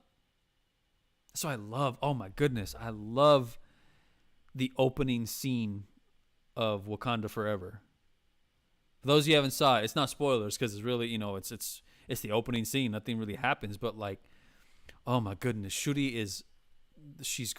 has her whole team on high activation. She is going nuts. She is trying her best, trying every configuration of something going on with the sickness of her brother because she's gifted. It was established very early on that she's gifted with like engineering and like medicine, and I'm sure the vibranium does a lot to help that, but she has to learn to like kind of manipulate the strand and like know all the components and how it can work with the human body, and she's just frantic, like controlled frantic. And then Mama Ramonda comes in there, Miss I was gonna say Vanessa Williams. That is not Mama Ramonda. Oh my goodness. Too many names scorching through my head right now. Oh my goodness. Tell me, everybody. Tell me. Queen Ramonda, who's the queen of Wakanda? Jesus Christ me. My goodness. I need some more. I shouldn't have had so much Tennessee whiskey. Oh my God. So much Tennessee whiskey.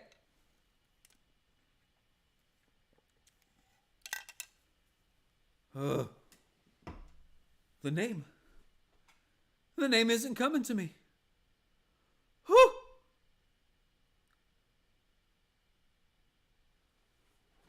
Angela Bassett. Oh, sister for the win. Thank you so much. Angela Bassett. All the accolades that she was up for that, well deserved, by the way. Her speech about has she not lost enough of that whole business? Damn. You know? Like, damn. So good. Mama is a powerhouse. Mama is a force. And she just has to come there and say, like, your brother is gone. And Shuri doesn't want to hear it. She doesn't want to hear it. And she was just, like, trying to fix. And there's a lot of people out there, aren't they? When there's a tragedy going on, you don't even want to deal with the tragedy, do you? You want to fix it. But from what I understand, death don't work like that. Death doesn't wait. Really? Death doesn't play like that. Death doesn't really have a discrimination nor an agenda. I think Hamilton said it best. I'm loving it. I'm kidding. But like, yeah. Says Anna Gonzalez says, I saw that one. He was great. Oh, you're talking about James Brown. Yeah, it was amazing. Amazing. Chadwick was such a gift to the world, and his loss was so impactful. Absolutely. Absolutely. And like, I think there was a part, but again, I gotta say, because it's established, Sure.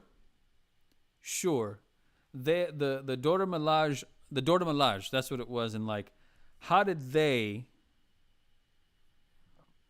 I think there was a critique. For those of you who haven't seen Wakanda Forever, if you're not a Marvel person, it's okay. Good movie though. Important set of films, definitely.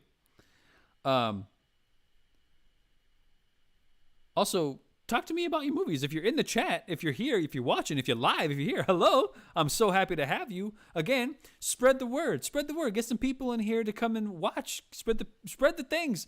Ask questions. I freaking love it. I love it so much. It gives me gray hairs. I used to have black hair 2 weeks ago, and now it's all salt and pepper. It's salt and pepper. My hair is salt and pepper. It makes me want to shoot. Is that salt and pepper? Right? Shoot. Shoot, ba-doop. Shoot, ba-doop, ba-doop, ba-doop. Anyways.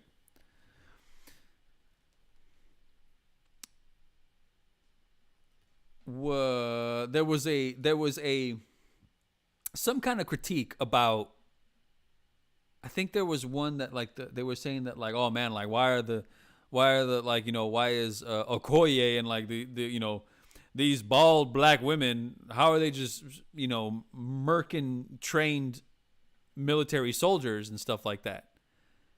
And I was like, well,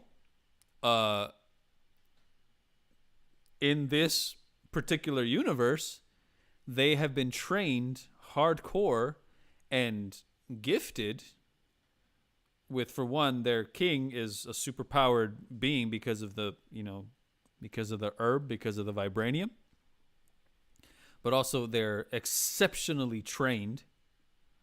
And I think they start training like super young, and it's not just, I don't think they just train in like physical combat. Like from a long time, they like learn. It's almost like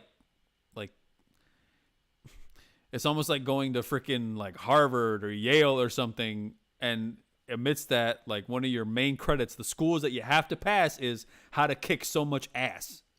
But also, the vibranium weapons they have are pretty freaking like guns aren't gonna do anything. Like normal projectile guns aren't gonna do anything toward their vibranium weapons. So they're like, yes, they are a higher caliber of like a night ship protectors.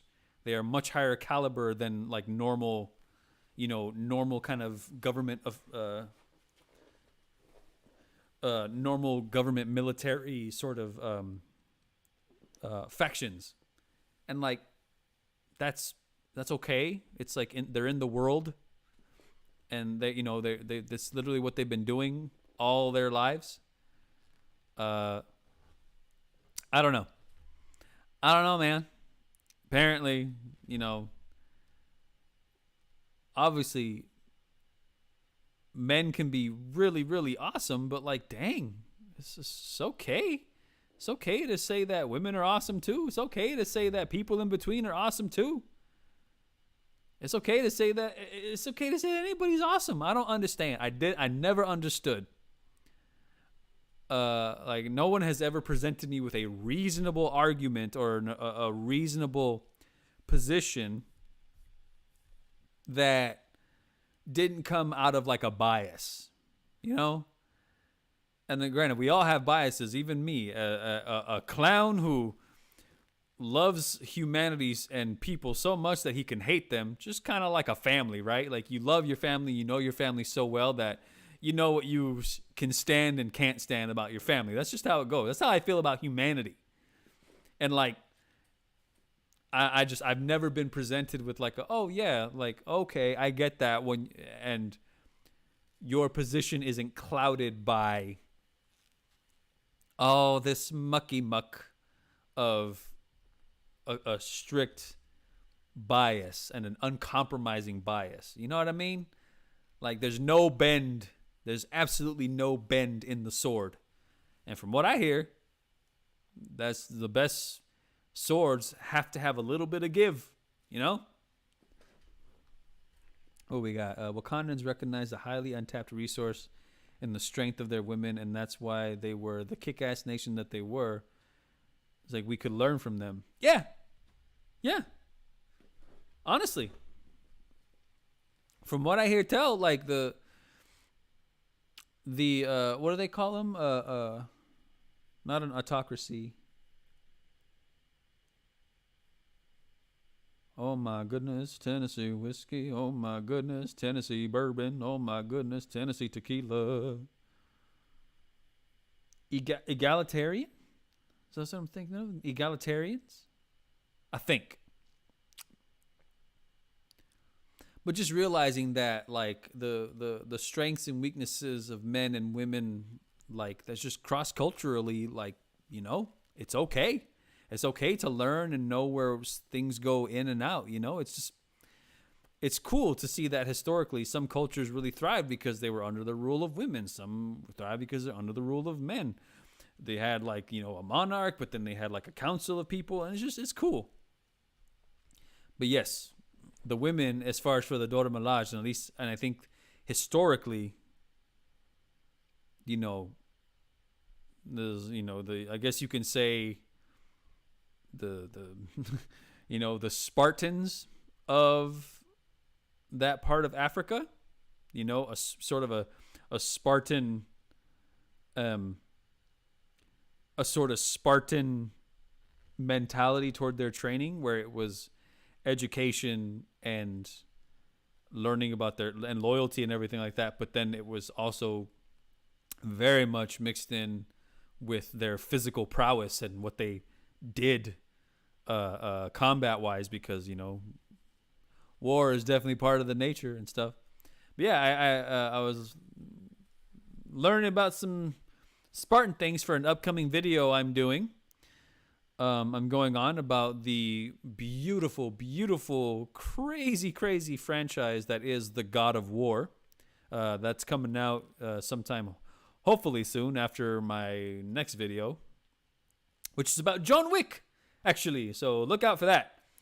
But I was researching some things about the Spartan lifestyle and what it was to be a Spartan, and yeah, it was pretty accurate things. But yeah, women there too took on the same tasks. Not as rigorous from what I hear, at least from the infographics and the documentary that I was watching, is that the women wouldn't go through the same type of rigor as the men at that time, but they still had to participate in the combat, and they still had to participate in the schooling and everything like that. And they were groomed to be a different kind of badass. They weren't completely on like a weakness scale, and there's just the men. Like, no, they had to learn their business too. So the Spartans knew.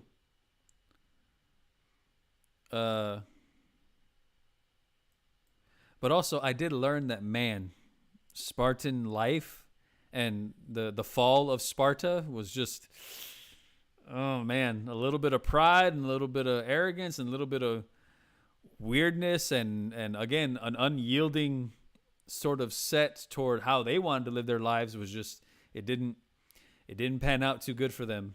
And as awesome as of warriors they were, all it took was some nations to basically sort of break treaties and everything about that. And it's like, yeah, the fall of Sparta is kind of sad from what I remember. I got my notes over there somewhere, but yeah, it's essentially just not basically growing with the times, and stuff. So yeah, but yes, in their heyday, in their prime, the Spartans were crazy. So I don't see why it's so far-fetched to think that other cultures who maybe put women at the forefront, and women, while, yeah, sure, I'm sure, please, if anybody knows biologically differentiation, obviously differentiation and biological nuances are crazy nowadays, right?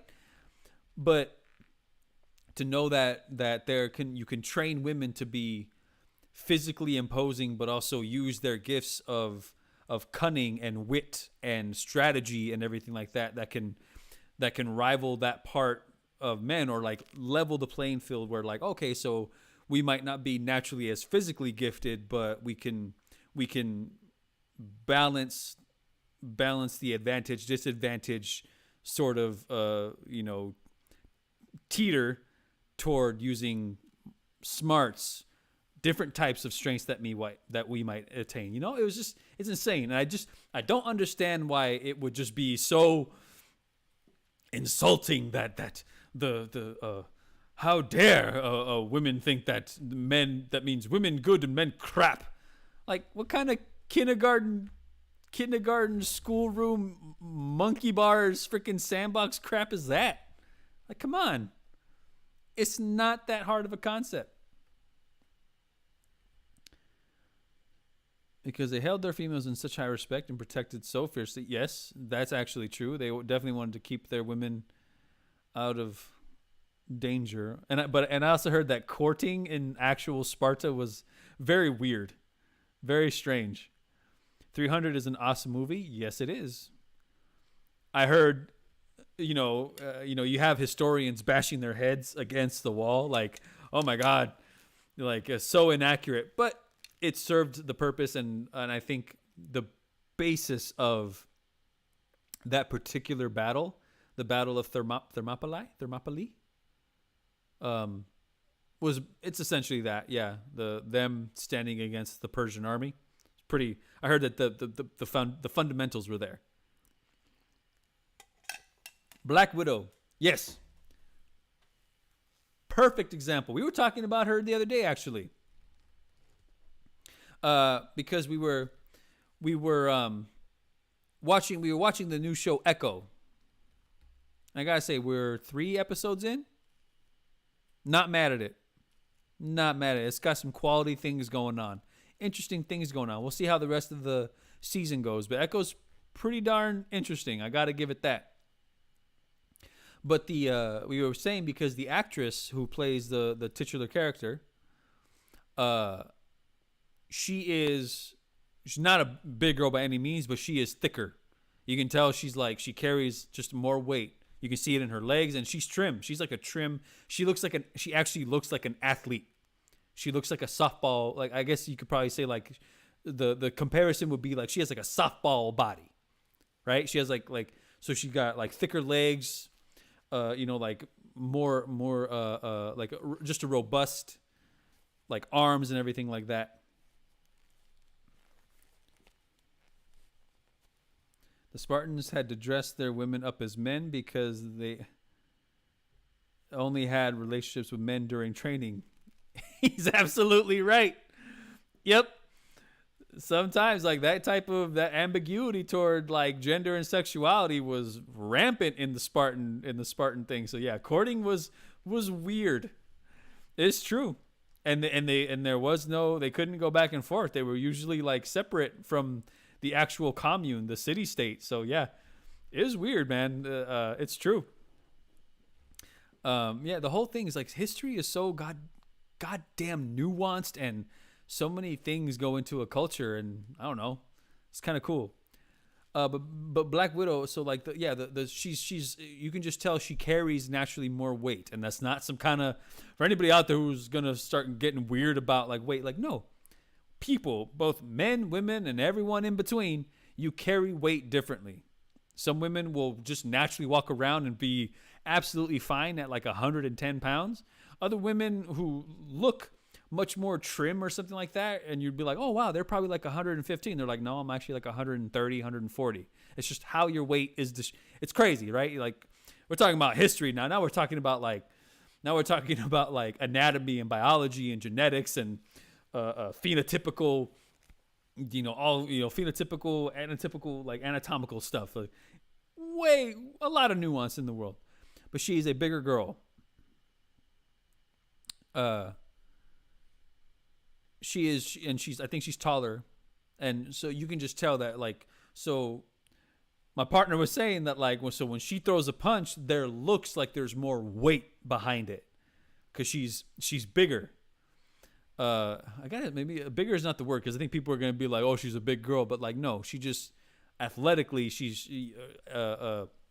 aesthetically, she is like a more robust woman than say like Black Widow, because Scarlett Johansson, from what I hear tell, she's tiny.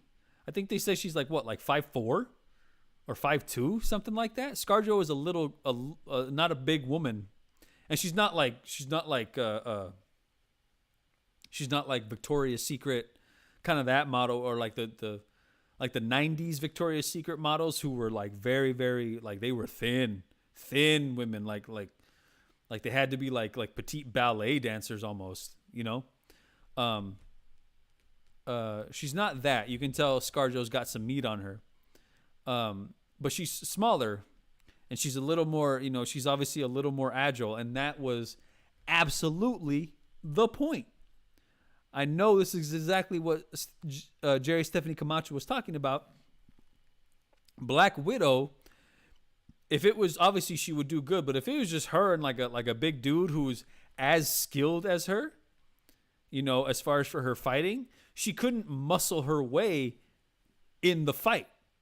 It would be tactically, it would be so stupid for Black Widow to try and muscle her way into the fight.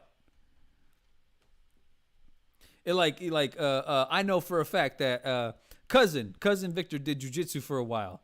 If she was trying to power through a roll with somebody who was objectively bigger and stronger than her and muscle her way through techniques, she would gas out. She would gas out, and she would get handled. But what Black Widow does, and I got to give it to the choreographers, for every time you see her fight, Mama is so fast. She hits some power, no doubt, especially with her what's it called? Her widow stings, the widow bite, I think is what they call. What do they call them? The widow, when she cracks you with her tasers. She got her little taser things, her Snickers bite-sized taser. I don't know. She's very fast, and she's like very acrobatic to where she's like hitting you in all these kinds of ways, hits you in the crotch, maybe gets a joint, and then she'll flip around, take out that knee, take out your neck, done, and you're done. Mwah, beautiful. You know why? Because that's her advantage. The fact that she is tactical, the fact that she is accurate, the fact that she is precise in both her movements for herself and where she gets you. And she's like elusive, kind of like, I don't know, a Black Widow spider. I don't know if you all have ever seen a spider move anywhere. Normally they're fast as fuck, like scary. Like, you know, when you see like a spider and it's like it just goes real fast, and you know, it's scary, right? You see a spider do that. That's kind of terrifying. But that's exactly how she moves. She's very fast. She's very quick-witted. Sometimes, yeah, you can tell. Like, yeah, sure. There's gonna be some generous stunt men out there that are like, you know, obviously her right straight isn't gonna knock out somebody instantly. But you know, hey, it's also a movie. Yeah, I get that. But for the most part, she's very, very smart, using her advantages. And from what I hear tell, please put it in the chat, friends. The Black Widow usually saves some of the fighting stuff for like afterward, like if she has to. Because normally what she's doing is Mama is seducing, Mama is disarming you, not physically. She will use her beautiful, beautiful charms to like put you off your toes and get you off balance, you know, kind of mentally and probably physically in a way, because that's her gift. That's what she's trained to do. It's awesome. It's freaking fantastic. And I just really wish it would have, like, you know, I don't know why there's not room for all of it. You know what I mean? Why is there not room for everybody to kind of have their moment to just be like a certain type of strong, you know? Like, I know taste change through the years, right? Like a movie that would have been immensely popular back in the day, even say like the 30s or something like that, with, you know, exceptional ones being rare cases. But like, you know, just sentiments change throughout the years, right? Like tastes and perspectives and what's the word?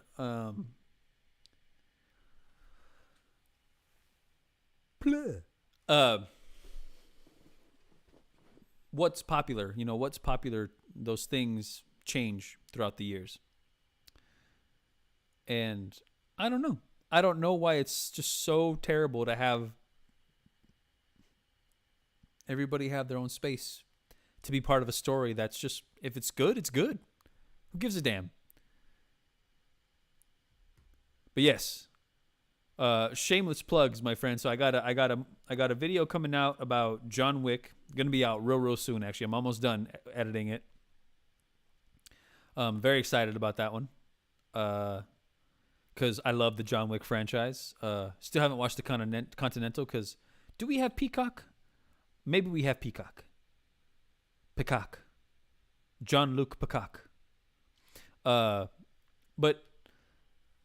I love the John Wick quadrilogy is so much fun and amazing. But there was a little theme in there that I wanted to just kind of strike home, and something I found, and I was like, oh, a little consideration and a little cool little teachable moment for people to kind of get something out of something, because you can do that with any and all art media. You can do it. You can get a lesson out of anything. You can get a lesson about how what am I looking at? That's an air filter. That is an air purifier. You can get a lesson of life out of that air purifier. One, if you fart in it, it's going to mess up the whole room. So basically, friends, don't fart in people's places of purity. Okay? Don't do it. Don't just go into places of purity and just fart. I'm excited about I'm excited about the John Wick video that I have coming for y'all. But the next video I have that's me, my kind of sort of like commentary and analysis is about the God of War series, and principally talking about the character, the main character of the story. His name is Kratos. Funny enough, a Spartan who was deceived by the gods and goes on one of the most horrible, ridiculously violent, and tragic revenge kicks that the video game world has probably ever known, probably the most. But then you get to the new games of God of War 2018 and God of War Ragnarok, and I'm working on God of War Valhalla right now. Man, if you want to talk about old school storyline arcs of a character, I'm talking a character who goes through, like, he would give Prince Zuko a run for his money. I'm pretty sure. No.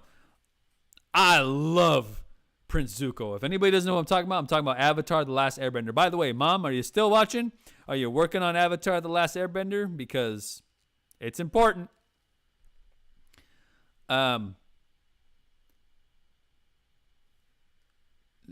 Zuko would pale in comparison to the type of arc that this character named Kratos went through. It's insane. And I loved it. I loved it. Especially because it rang so much true. And if we're talking about men's and sometimes the parts that women, but also more than that, the parts that a beautiful sort of partner and allies and friends can do for you in your own growth, it's pretty awesome. So once that video is done, friends, I'm happily giving it to you. And then I got a new series come out where I love stories. I love watching stories. I love experiencing stories. But you know what? Sometimes I love more. You know something I love more than experiencing stories for myself? I love hearing other people tell me about stories that they love. I actually really love that. Especially if it's stories that I've never heard of before. And I love seeing people light up a specific way when they talk to me about stories that they've read and watched and experienced. That's like very, very kind of rings true to their heart. I love it. I love it a lot. So that's a new series coming on my channel as well. And I'm actually so stay out for that, my friends, because it's actually more interview style. I get to talk to people live and in the flesh, and I get to see them come alive, and we basically just get to nerd out about the stories that they want to bring to the table. So I'm excited for that. I got a thumbs up from Anna Gonzalez. I hope that means that you are indeed watching Avatar The Last Airbender, because it's one of the best pieces of media the world has ever known.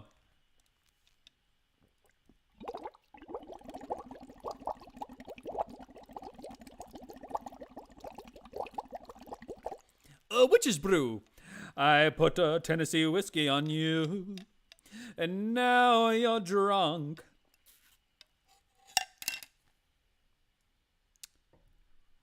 And Victor Cousin says you need to do a video on Berserk. I would love. It's on the list. It is on the list. And one thing I do know, though, that I think the reason I haven't gone into Berserk is because I know that there's like a Netflix show, but then there was an old Berserk, right? There's an older Berserk that was made in like I want to say like the late 80s, early 90s, right? Something like that. And then there's the manga that's awesome. And is there a film?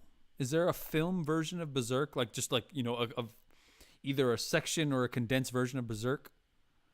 I think that's why I've probably, it's been overwhelming. So let me know. Should I just, I think it's on Netflix. Should I just go straight to the Netflix one? Because I've heard, again, nothing but good things about Berserk. Highly violent. And, yeah. Berserk. Berserk. Jerry Stephanie Camacho, Berserk. Do you know Berserk, sister? I'd be really surprised and a little impressed if you knew Berserk. Back on, and I have sound now. Oh, hey, Oscar Tostado. Hey, boss. Why didn't you have sound? What happened to the sound?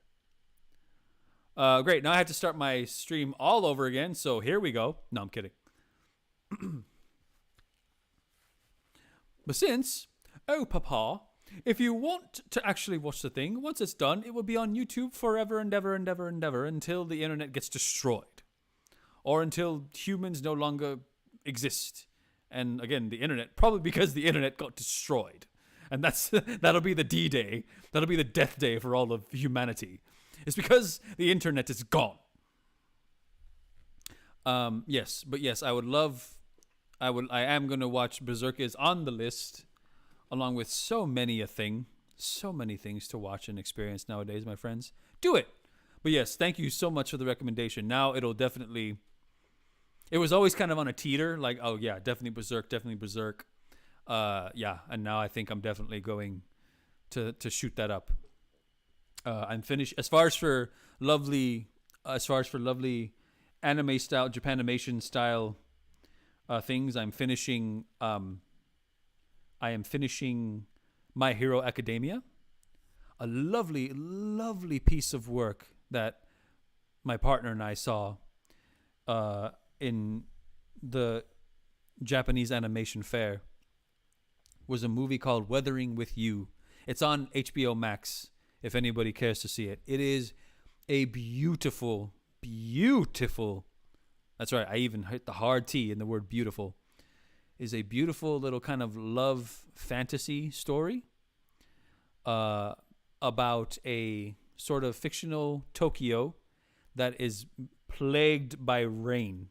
It's been raining nonstop for a long time, and in this world there's these beautiful humans / spirits called the Weather Maidens, and these Weather Maidens basically have the power to pray to, and when they pray they stop the rain for just a moment, and with that sort of groundwork, this beautiful, lovely kind of a love story, but also like a familial story takes place, and it's one of the most like little touching. It's a very very touching movie, and it's beautifully animated. I do love the original subtitle, so it's in Japanese. I like watching things in the original languages that they're made. If it's not your style, they do have, I think, an English dubbed version on HBO Max. Beautiful story.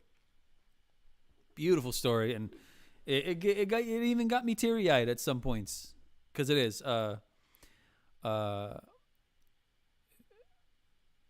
storytelling on different parts of the world. They know how to do certain things just so well, and I absolutely love it. Dad chooses In-N-Out. Wow, I'm surprised, because we've been having Bakers since everything going in. I like the older series. Victor Tosado says I like the older series. I think the ones on Netflix are still on Netflix. The new ones I still don't think are that good. Okay, so you saw the older, like the kind of the 80s look more of the Berserk. Okay. All right, my friends, I'll tell you what. Normally I would probably cut it out, but since we have some new people in here, throw in some random questions for me to sign off in. Oh, real quick, I'm also so happy. If everybody's watching, I found a piece. I came across a lovely, just per chance, and I even forgot the source of why I came across this lovely piece of story. But there is a beautiful Japanese animation manga / movie / series called Saint Young Men. You know what that beautiful thing is about? It is about the Buddha, the original Buddha, I believe. So like Siddhartha Gautama Buddha, right? The Buddha and Jesus Christ taking a vacation together. Amazing. Absolutely incredible. Yeah, apparently it is a lighthearted a comedy about the two of them hanging out on Earth and just having a good time. I love that so much. It took me so long to try and find it, but is I was so excited because when I read that piece of something existed, I lost my mind because love it, absolutely love it. Christ doing awesome things, the Buddha doing awesome things. It's just beautiful, beautiful, and some of the scenes that I've seen that you can find little snippets of it on YouTube, hilarious, hilarious. They're like chilling in like a sauna, like, and they're just talking to like mob bosses, I think, and they're just helping the mobsters just be better with life. Incredible, absolutely incredible. Mim, Mim is a berserker. Remember? Stephanie Jerry Camasso says Mim is a berserker. Remember? Mim, Mim, mime, Mimi. Madam Mim? She's a berserker? Maybe? Is that how you mean? Mim? Mimir, who's from God of War.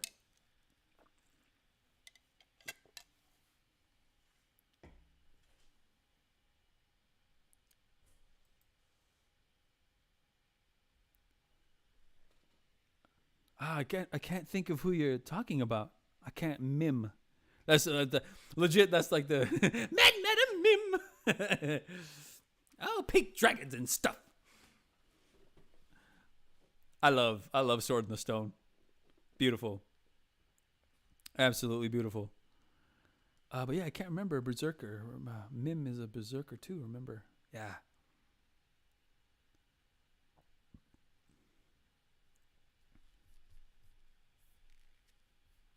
There's a few things that we have on the list for that.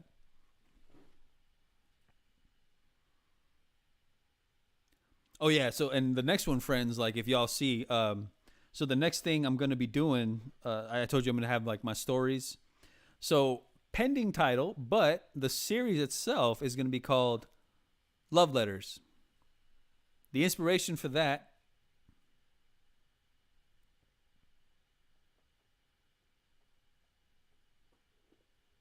the inspiration for Love Letters. Oh, sorry. Mim is a berserker. Remember Incarnation of Immortality? I'm talking about an anime. Oh, gotcha. Yes, I remember. Damn, it's been so long since I read the Incarnations of Immortality series. Damn. Another Dean Winchester moment. Son of a bitch. Damn it, Sam. Damn it, Sam. Sam. Would anybody have taken Dean Winchester seriously? He was like, Sam, you can't do that, Sam. Sam. Tennessee whiskey, Sam. And yes, you are correct. You are correct, sister. Mim was a berserker. Like, yeah, when he bit his tongue and he saw red, badass. So badass. Wow, I was like, I couldn't remember Mim. Was that his name? Mim? Damn. The God of War, yeah, and he was a berserker, yeah. But yeah, yeah. So sister cousin is talking about an anime, is like a different thing. I'm not sure a type of berserker and stuff, but yeah, yeah. I think probably the same kind of concept, like the blood, like the bloodlusters, the people who like long for that type of battle. But I don't know too much about Berserk other than that I've heard that it's just an awesome show. So yeah, cousin, I'll try my best to find like the one you're talking about, and if I can go through the whole thing, oof, I'll try and see if I can pop up a video and just, or at the very least, I'll watch it and then come on stream and be like, we're talking about Berserker for a little bit, friends, because it's awesome. Yeah. So my love letters series, I got the title for that one because everybody out there know Kevin Smith, Silent Bob. By the way, Kevin Smith actually liked one of my tweets way back when. I was so happy. K. Smith, I love the man. He's really funny. He's really cool. But he was talking about, he was doing press for Dogma. No, no, okay, my bad guys ignore me. No, no, no, no. All good, big sister. But yeah, no, no. You had the right, you had the right, you had the right connective tissue, like the berserkers. Because I'm pretty sure the same kind of thing where like the berserkers in many cultures are like bloodlustful, like savage warriors. You know, it's that kind of thing. Um, but the love letters are you know that whole thing about uh this hearing the story of people telling me about these stories, you know. So and I love the love letters thing because Kevin Smith was talking about when he made Dogma, which oh man got him so bashed by the church and like death threats and everything. And he was like, I didn't know why, because if you watch the movie, it's actually a love letter to God. And I was like, oh, yeah, I like the way that you put that. It's a love letter. So this is a thing for love letters to these stories. I got plenty of love letters in all the stuff that I write, and I got plenty of love letters for the things I love talking about with the stories that I've seen.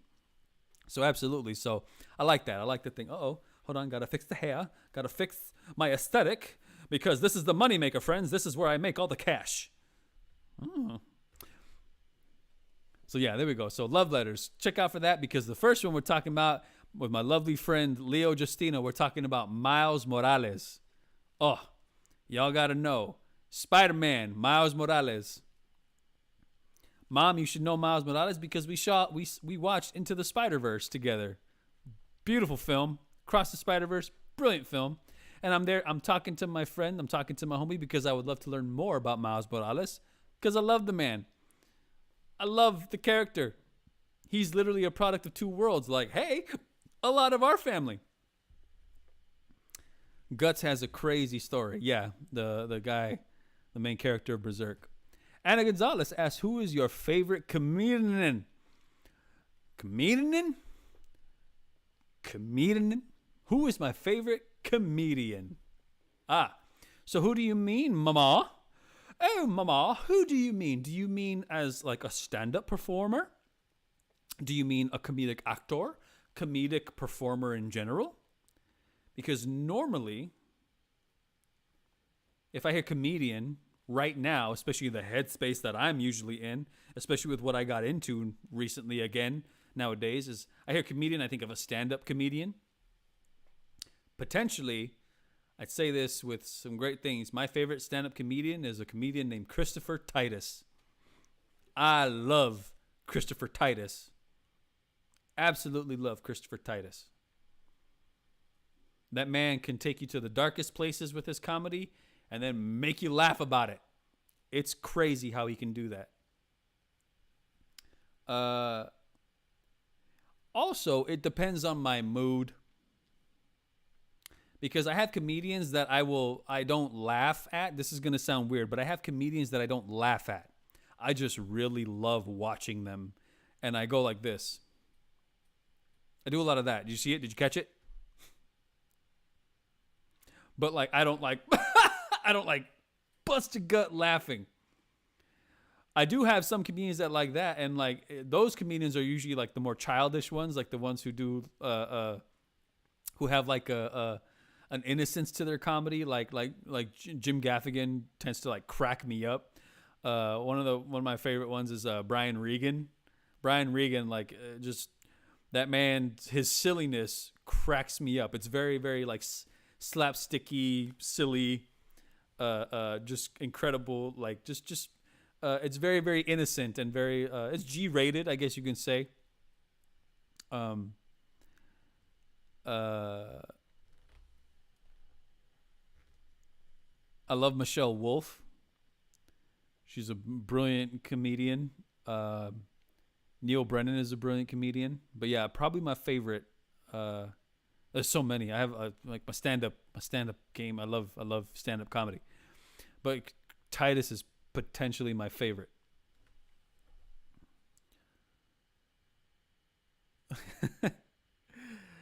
I think Dogma is one of God's favorite movies. Oh, absolutely. You know dang well God will throw that on while God's just like chilling there. The creator's just chilling there, like, I feel like watching something. and the creators all throw on Dogma. And after that, put on Airplane. I want to watch Airplane. Oscar Tostado says, Boss says, y'all know one of my favorite movies? My dad's favorite movie of all time is The Cowboys with Mr. John Wayne. Or maybe one of my dad's favorite movies of all times is Apocalypse Now. Or maybe one of my dad's favorite movies is from Justin to Kelly. The story of Justin and Kelly Clarkson. I forgot the guy's last name. Justin. They both won. They won American Idol. One of my dad's favorite movies of all time is Legally Blonde.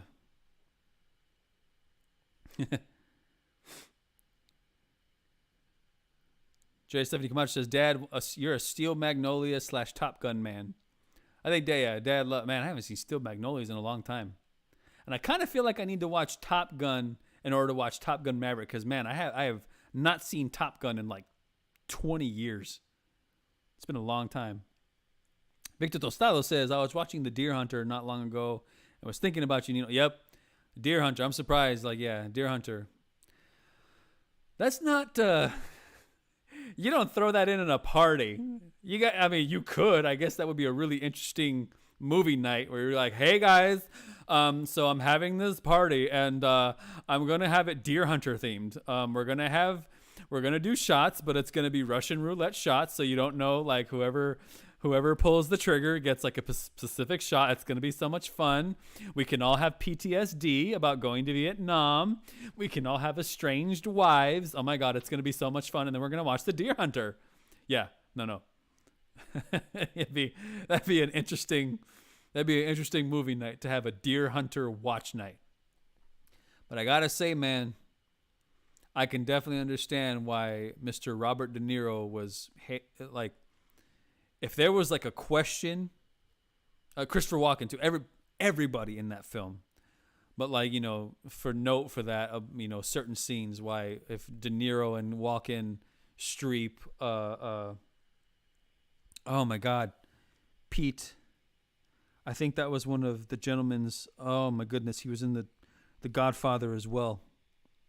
He was the brother. I'm smart. And he's like, I know things. Oh my goodness. The actor's name, but he's a legend. And he died too soon. Oh my goodness, it's gonna bug me. 2 shakes of a lamb's tail, friend. Hold on. Typing. The Godfather.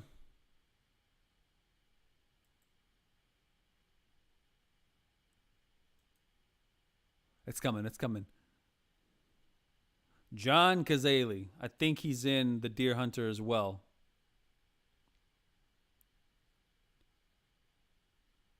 Yes, Dog Day Afternoon and The Deer Hunter. Yeah, I was right. Yeah, John Cazale. Everybody in that film. Just, my goodness. Powerhouses all the way through.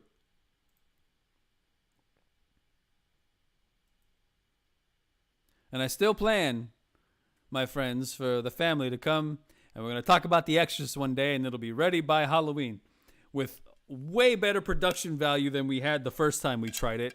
Good God, that was terrible. Terrible. We're not going to talk about the fake Top Gun sister, which, for those of you who don't know,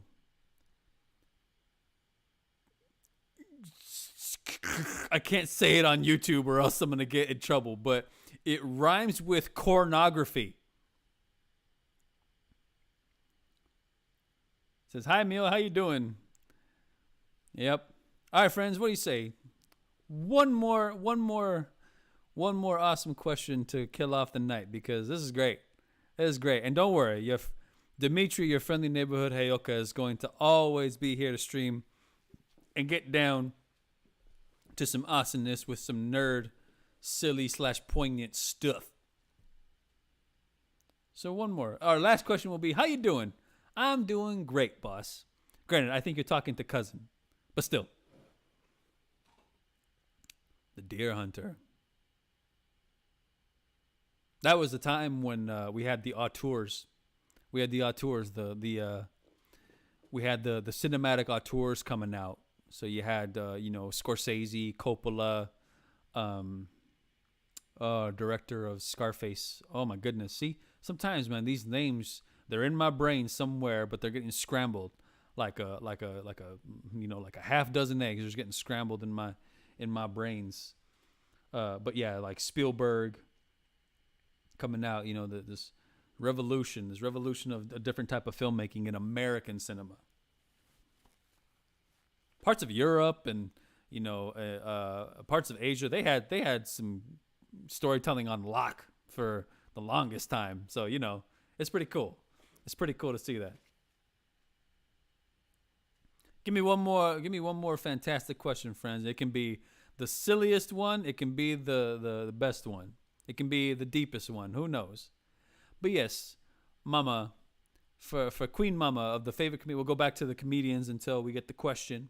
But so stand up would probably be Christopher Titus. Now, if we're talking about just like comedian, like a performer, like an actor, actress. Do y'all remember for the longest time, I loved Jim Carrey. Still got a lot of respect for that man. But it feels like the world shifted for like his type of comedy, which was very physical and everything like that. It seemed to have shifted, like the stream of popular culture went into a direction where they liked more banter. They liked quick. They liked dialogue, wit, and intelligent sort of. Not that his humor isn't necessarily intelligent, but like they wanted wit amongst dialogue and banter as opposed to physical, visual comedy. So, but for the longest time, I loved Jim Carrey. For a while, especially like after SNL, like Bill Hader was a fun one, and the man has proven himself to be. Bill Hader has proven himself to be quite an astounding, a great actor, director, and a writer. With his team working on Barry. Because with that, you get awesome performances from Henry Winkler. That's right, the Fonz. Hey, who would have known that the Fonz would grow up to be one of the funniest dudes ever? He was probably always funny, but he was known for being just the suave Fonzarelli. He was Arthur Fonzarelli, So yeah, man. But do I have a favorite like a comedy actor, like somebody who's known for like more lighthearted comedies? I don't know. That's a good question. I haven't thought about comedy performance in a while. As far as for like movies, because I wonder. I have to assess this.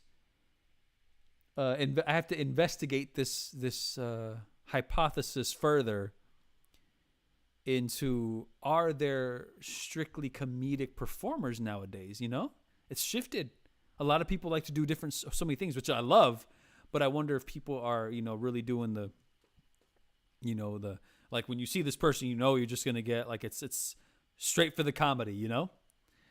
All right, so we got a last question in. Let's see.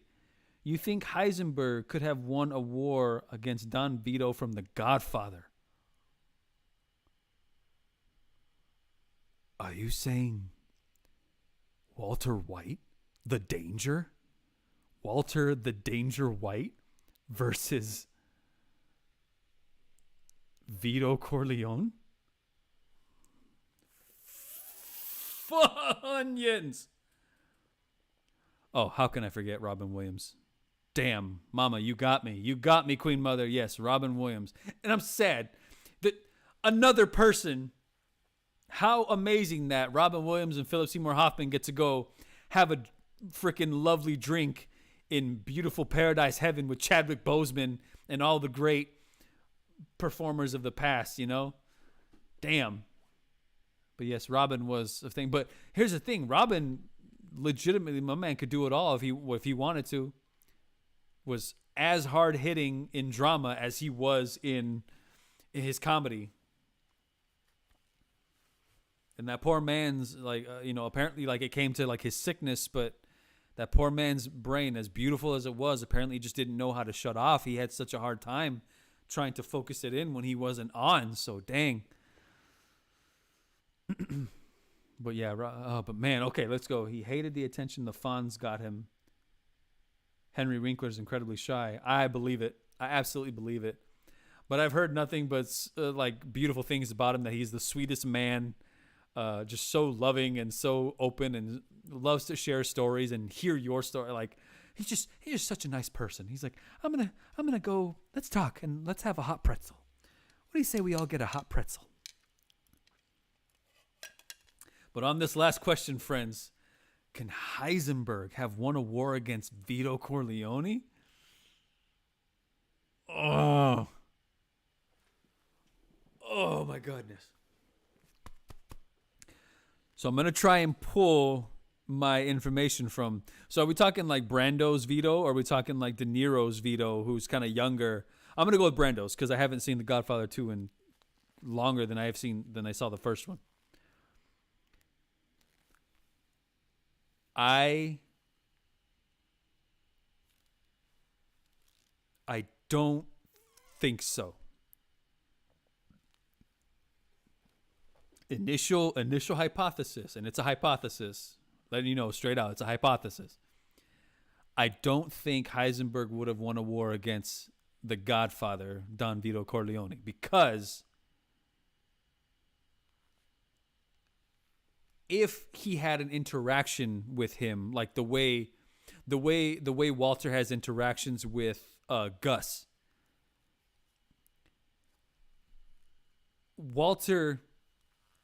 Walter's deception, and this is no shade on Gus, but Walter's sort of, I think Walter's sort of,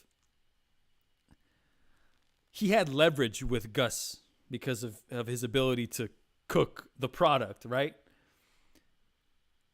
But how Walter carries himself and the deception that's behind sort of Walter's ambition and like the fog that's around Walter's situation and how he sees himself and his whole foundation as a person, I don't think Vito Corleone would have been okay with that. I legitimately, at first maybe like he would have been like, okay, you're doing this for your family, but there would have been a certain point where I think Vito Corleone would have smelled Walter's ulterior motives that shifted after everything, and I think he would have just taken him out.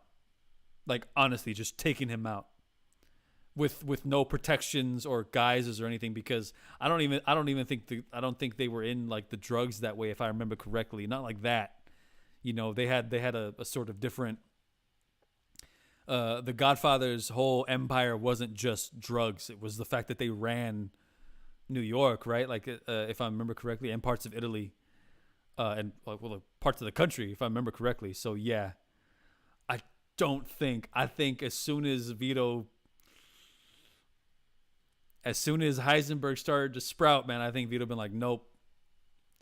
The offer he can't refuse is to go get some lovely Hermanos chicken, Pollos Hermanos chicken, and then just take him out.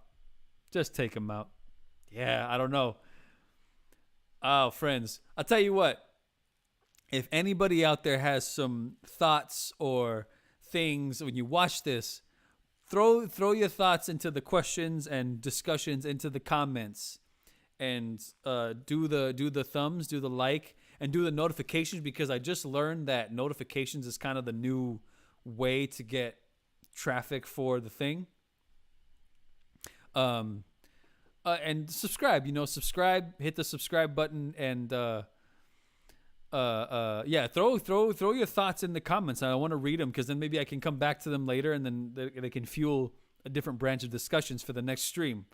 But yeah, that's a great question.